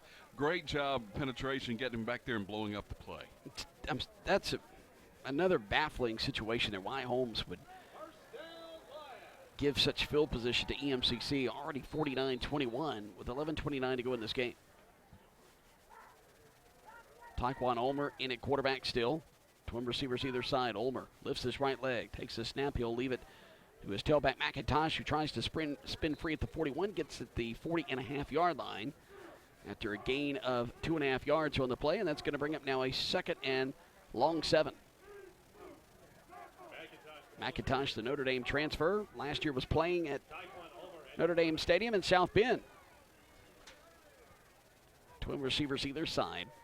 Snapping it from the 41-yard line as Ulmer fakes the give to McIntosh, goes straight up the middle inside the 35, down the far seam inside the 30, and he's going to be tripped up as he gets to the 26-yard line. Nice game for Taekwon Ulmer. He'll move the chains down to the 26-yard line. Do you think at every recruiting trip at Notre Dame they all have to watch Rudy? Do you think they do that? I'm sure. 14-yard gain for Ulmer. It's a good movie, by the way. Ulmer with the snap. Ulmer, quarterback run around the left side, puts his hand on the back of his blockers, and he's going to get inside the 20, and he's going to go down to about the 17-yard line after the dust settles. Depends on the spot, though. From our vantage point, it could be either the 17 or 19-yard line. Ulmer with a good job reading that right defensive end. If he would have stayed outside, it would have forced Ulmer to cut back up underneath into the tackler, but he was able to get on around him at the edge and pick up good yardage.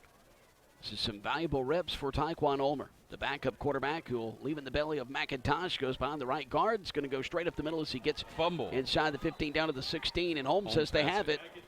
And it will be Holmes football. They come out of there with it. So the Bulldogs will get it back, and they'll have it at their own 16-yard line. So EMCC just coughing up the football there, and they will give the ball back to the Bulldogs. Just there's been some mental mistakes and now physical mistakes there with the fumble of the football. And Buddy Stevens not going to be pleased, even though this will probably be a big blowout win. He's not going to be pleased with the focus of his team. You mentioned it just a moment ago. Focus is the key word.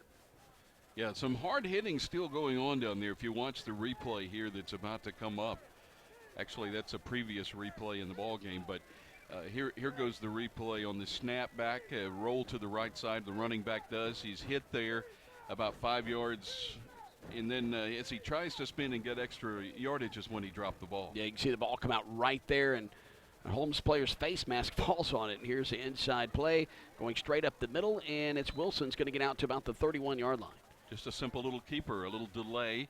And then he came right up the middle of the field, got big yardage there. He picked up yardage behind Outlaw. Jesse Wilson, the sophomore quarterback from Vicksburg, 5'9", 185. The backup, which is Hayes, who's out injured. He stands at 5'8", 180. As Glenn mentioned, these quarterbacks are not very big, but it's by design. They want to get hidden behind the offensive line and squirt through. Bryant is going to take the handoff. He's going to get out to the 33.5-yard line, so gain of 2.5 on first down, and it's going to bring up now second down and a long 7. A couple of guys for EMCC making the tackle. We got a substitution. The EMCC is going to get Terrence Cherry, 6'2", 255-pound defensive lineman in there on that defensive front. And now checking in for Holmes, Shy Link, sophomore receiver, 6'1", 190 from Starkville, Mississippi. Single receiver either side. Ball placed on the near hash at the 34. Short goes in motion. They toss it to Short. He's going around the right side. Short's going to try to cut upfield, and he is going to be hit and dropped at the line of scrimmage for no gain. So it's going to bring up now third down and a long 7. Spotted the football, their own 34, moving from right to left. 8:30 to go and counting here in this football game. Lots of folks fanning with the little fans and the little game programs. Also lots of umbrellas. Beautiful day for football. We do have just a slight breeze blowing from the north to the south that has just picked up just enough to move the little orange flags on top of the goalposts. So it's third down and a long 7. Spotted the football of the 34. Twin receivers here on the near side. Here's the snap by Wilson. Rolls to the near side, tries to fire it, and it's blocked into Kitchen, and he almost picked it off. He sure did. It stuck right between his hands. It looked like great job, but timing his jump and getting into the air in front of the short quarterback. Watching the replay here. Oh, he jumps up to bat it down. It goes into his hands, and as he bats it down, he bats it off his chest. So it's fourth down and a long 7. DJ Clayton will stand on the far hash inside the 35, his own 35, backing up to the 32-yard line. It looks like Hayes is out there to punt this football away. And now as they snap the football, we have a timeout call by EMCC. Buddy Stevens not happy with something on special teams there. Players out on the field. They were one short. Well, I saw that in a high school game that I was just attending last night, roaming the sidelines. And after the 80-yard kick return for a touchdown to start the game, the man who returned it for a touchdown, of course, in 1A, everybody has to play a lot of roles, and he didn't come back out there, I guess, celebrating too much. But you see that a lot. All of a sudden, it just seems to sometimes just a lack of focus. Maybe when it's a point after touchdown, or maybe a punt return, or out punting the football, just somebody's not paying attention. Well, they're zooming in on those tailgaters out there for all of you folks to see that's watching worldwide. Get a beautiful view of the north side of the EMCC campus. That's the EMCC softball complex. Let me tell you, this sportsplex over here is awesome. We got Sullivan Wyndham Field that's just off the highway. Softball field is adjacent to our left, and then the baseball field just a little bit further down, a couple of doors down, and the EMCC with a lot of folks on campus today. As you see all the vehicles, Jonathan, and a lot of tailgaters. And I'm just, it's the fourth quarter. It's 7:55 left. I'm hungry. It's 49-21. Now, I'm not saying this for folks to bring me food because they're probably not, but I'm jealous of all those folks out there eating some of those ribs and burgers and hot dogs. Holmes is going to have the punt blocked again. EMCC blocks another one, and it's going to roll dead around the 20 or 19-yard line. I tell you what, EMCC has had, 4 blocks? Braden Boykin is going to block another one this year. Boykin had a touchdown last week on a punt blocked. Well, it's hard to tell there. It looks like maybe, I don't know if that's. Coming up with the recovery is going to be Purvis Frazier. EMCC has been deadly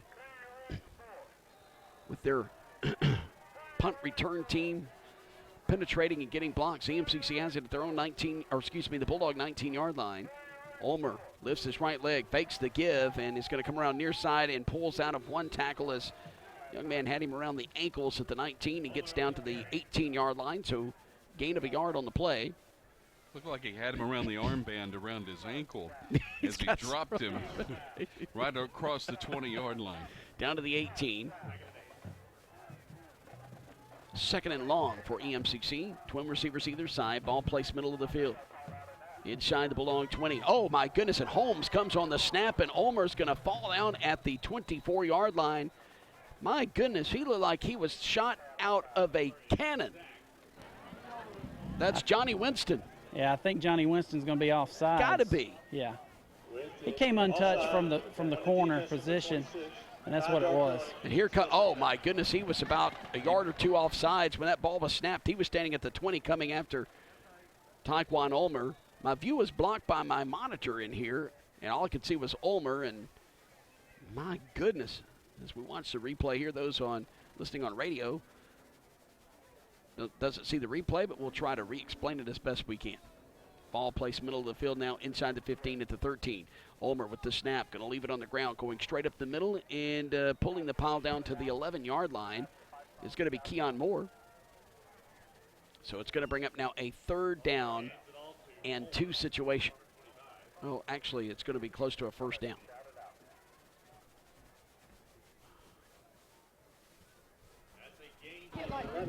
About a yard short, Jason. Okay. Ball on the 11. Need to get to the 10. Twin receivers either side. The snap, they fake the give to Moore. Ulmer goes straight up the middle. He's at the 5, and he's hit and dropped somewhere around the 1-yard line. He's going to get just inside the 1. It's going to be a 1st down and goal to go for EMCC. You're right, Jason. Inside the 1, on the half-yard line, it will be 1st down and goal. Well, actually, they're going to spot him down at the 3. Now, the field judge came in and got it correct. Now they moved it on the half-yard line. Or actually, they're going to put it on the 1-yard line. It'll be 1st and goal from the 1. Well, does Taekwon Ulmer take it in here? Ulmer has 2 touchdowns already in this game. Flanks Moore to his left. Lifts his right leg. Now he goes like he's going left, and he goes right back up the middle, and they're going to stop him about a half-yard shy of the goal line. So it's going to bring up now a 2nd down and goal situation for EMCC. Clock rolling with 5:40 to go in this game. It's 49-21. Little delayed draw as he was just looking for the hole. Thought he saw one, but it wasn't big enough. Picked up maybe a half yard or so, but nothing more. 2nd down goal to go. 5:26, 5:24. Clock rolling here in the 4th quarter. EMCC with 15 to snap it. Ulmer's looking to the near sideline. Now there's 10 seconds to snap it. Well, it's 2nd down and goal to go. Looks like EMCC is going to call a timeout once this clock gets down to 1 second to go before they have to snap it, and they do call a timeout. Lions will talk about it. It's 2nd down and goal from officially the 1-yard line with 5:05 to go in this game. EMCC already has the game in the bag. 49-21, Lions on top, trying to tack on more points. We'll be back in a moment. You're listening to the EMCC Radio Network. Opportunity happens at East Mississippi Community College. The opportunity to jumpstart your education with our affordable tuition and financial aid options. The opportunity to explore many career paths with our industry-leading workforce training and academic programs. The opportunity to become a national champion on and off the field. Turn opportunity into reality. Register today at East Mississippi Community College. Opportunity happens.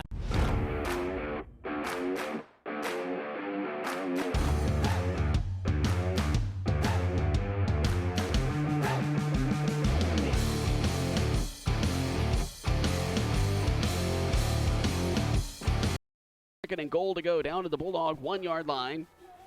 Tyquan Ulmer will be in the shotgun. Keon Moore will be bunched up right behind the right side of the line. They bring him in motion from left to right. They fake the give. Ulmer will walk in untouched around the left side. He gets touched when he gets into the end zone. That's his 3rd rushing touchdown of the game. And it's now 55-21 pending the PAT with 4:58 to go in this game. And EMCC has blown it out of the water so far, and it's all Lions. This has been a second half where EMCC has flexed their muscles, and they have been stronger, much stronger than Holmes. We're awaiting the PAT. Burton will snap it back to Golder. Josh Smith will attempt the PAT. The snap back. It's a good one. It's a good hold, and it's a good kick. And the Lions now are up 56-21. 56-21. EMCC on top. They've broken this one open here in this game. It's 4:58 to go. We'll be back in 30 seconds. You're listening to the EMCC Radio Network.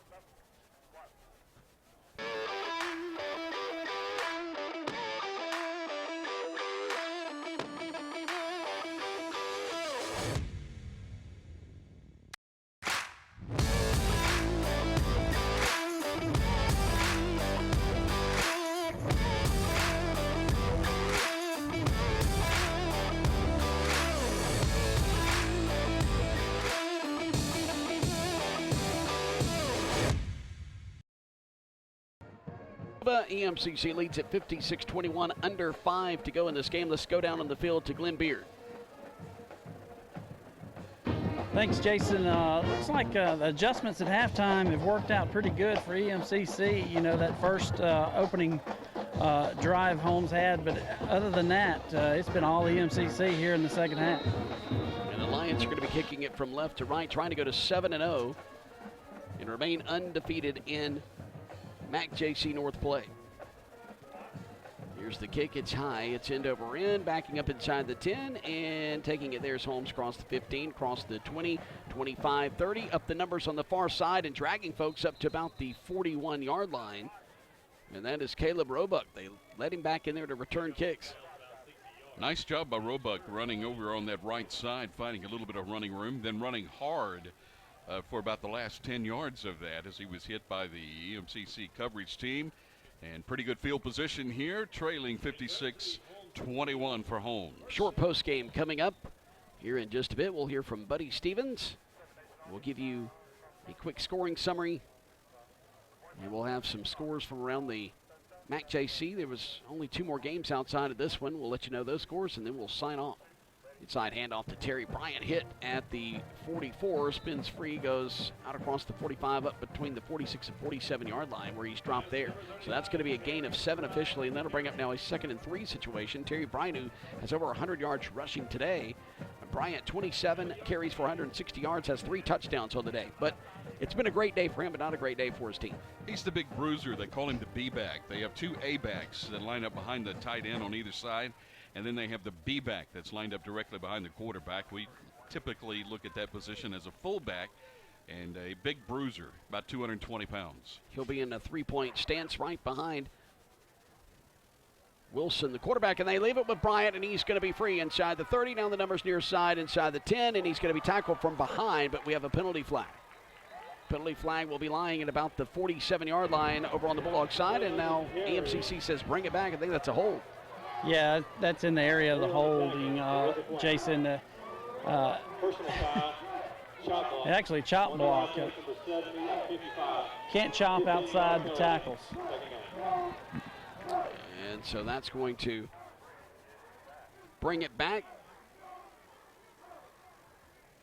Trying to look for it yourself there as you see the replay on your screen if you're watching online. By the way, we've had a lot of folks watch online this season, and a lot of folks from not just the United States, but all over the country. A lot of folks from Brazil. We've had folks from France, the United Kingdom. And, of course, across the United States, the docu-series Last Chance U, first 2 seasons of that show were here in Scuba. And, of course, the popularity of EMCC football has exploded. Lions winning the national championship last year. They're 4th, trying to go for their 5th this season. They're ranked number 1 in the country, up 56-21 now against Holmes with 3:40 clock counting here in the 4th quarter. deep under center. Here's Wilson, will fake the give to his tailback, comes around near side, and he is literally sandwiched at the 34-yard line after a gain of 2 on the play. Spot of the football was the 32.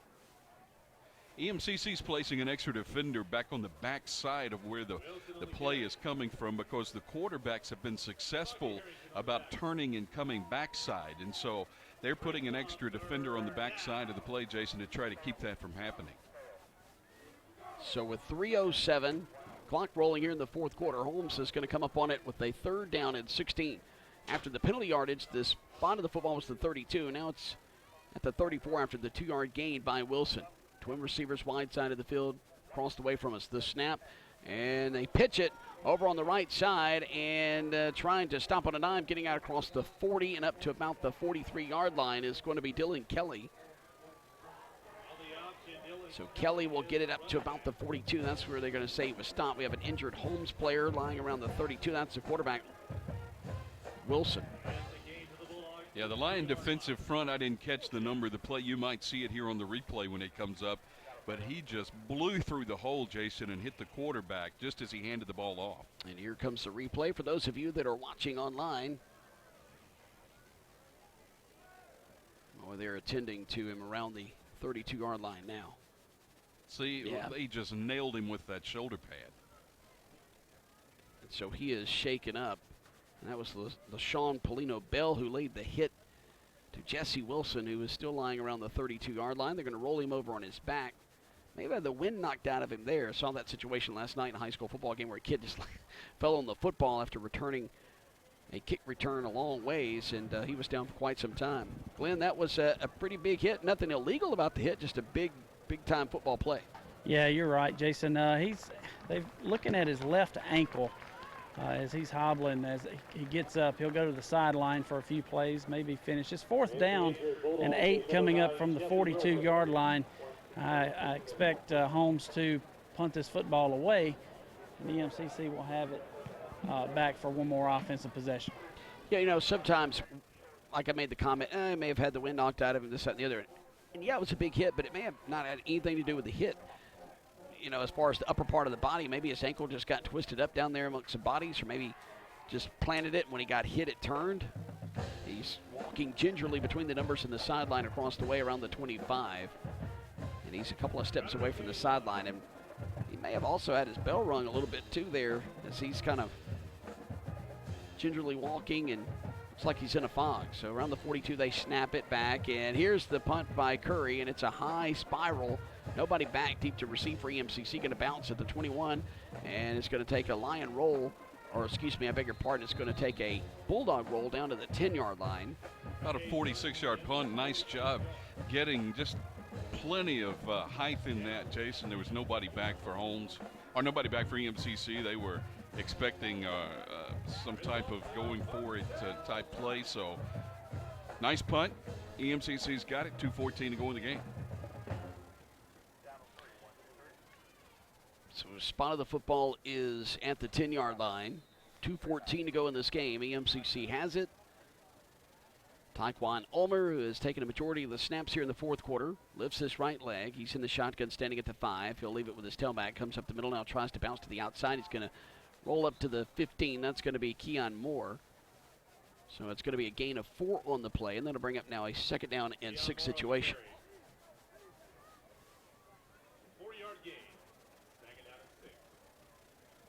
Second down and 6 after the gain of 4, 1:52 to go in this game. 56-21. EMCC on top. Kahoma will be the opponent Thursday night.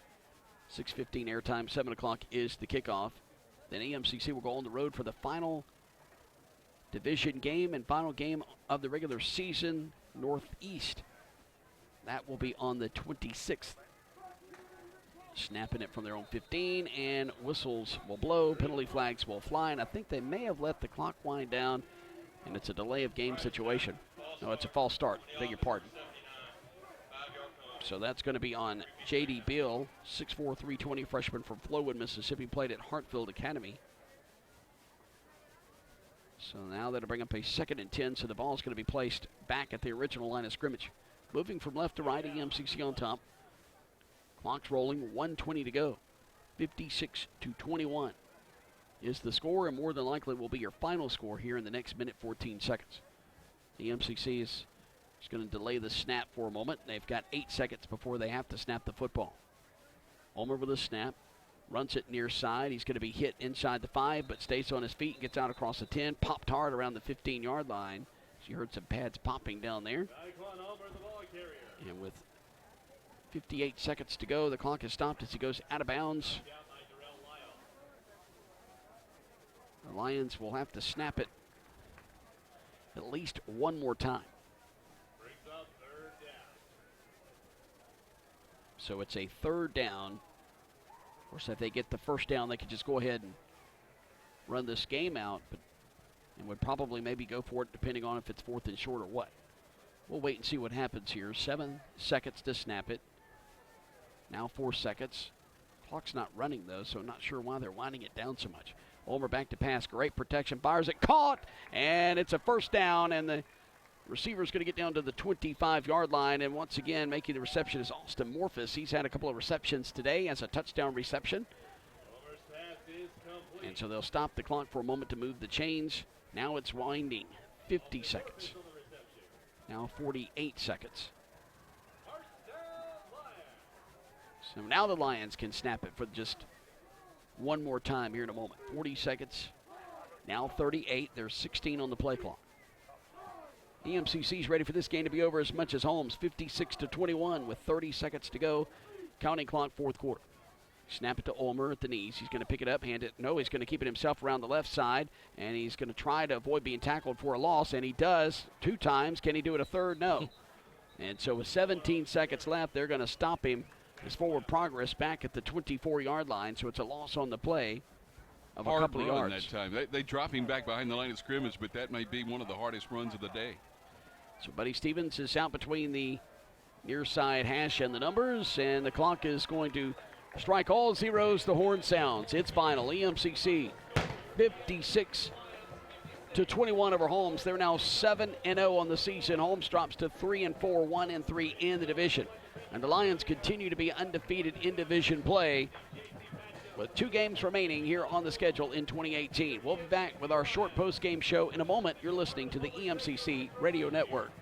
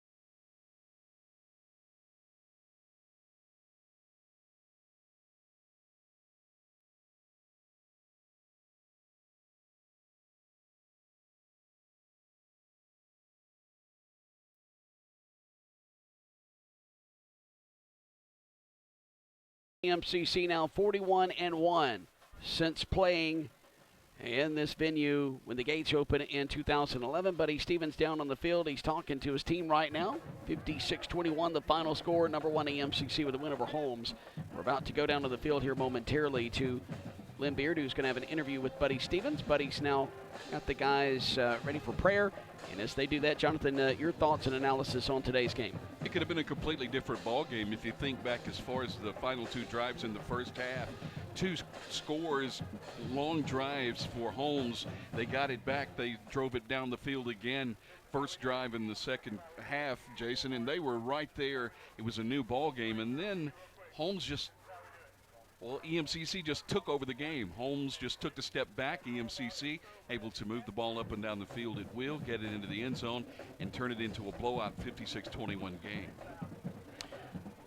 Our next broadcast will be next Thursday evening as EMCC will be taking on Kahoma, the final home game of the 2018 season, final North Division game at home before going to Northeast to finish out the season. The Lions will be expecting to be undefeated. Here's Buddy Stevens with Glenn Beard.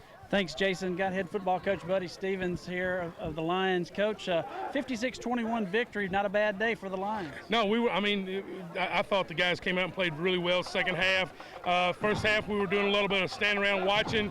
The first series, the defense set the tone, really. That first series, coming out and stopping them, and they did a really good job after that. And, hats off. The defense Coach Collins and his staff made some adjustments. And, I thought the offensive staff did a great job, too, because the offense never really got stopped all night, So we're very happy with that. And I thought the guys came out in the second half and really reacted and played well. Absolutely. Thanks, Coach. All right, guys, that's head football coach Buddy Stevens of the Lions. 56-21 victory today for the Lions. And Jason, as he said, did an outstanding job adjusting to in the second half, shutting down the Lions after that shutting down the Bulldogs after that first drive of the second half. Well, Glenn, sometimes we did shut down the Lions. Shut down ourselves. So I can understand you making that mistake. Thank you, Glenn. Appreciate your work down there on the field today. We'll be talking with you again on Thursday.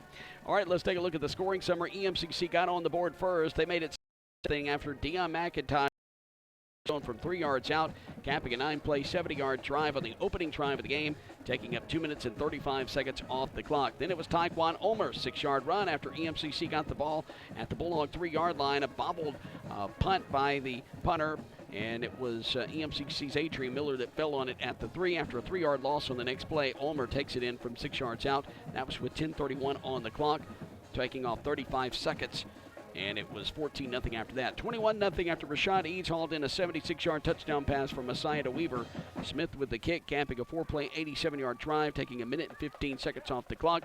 That was with 4:33 to go in the first quarter. In the second quarter with 10:06 to go, Holmes got on the board. Terry Bryant, his first of 3 touchdowns, 1-yard plunge. Connor McKay with the kick, making it 21-7. That took 9 minutes and 27 seconds off the clock. 16 plays, 98 yards. Taekwon Ulmer with 5:42 to go before halftime. His second touchdown of the game. 11 plays, 67 yards, 4 minutes and 16 seconds off the clock. After the PAT by Smith, it made it 28-7. Bryant gets in the end zone with 8 seconds to go before halftime. A 3-yard run. Connor McKay made the kick, and it was 28-14 at that point, capping a 12-play, 75-yard drive, taking 5 minutes and 34 seconds off the clock. Holmes would score the first touchdown of the second half. They trailed by 14. They would make it a 7-point game.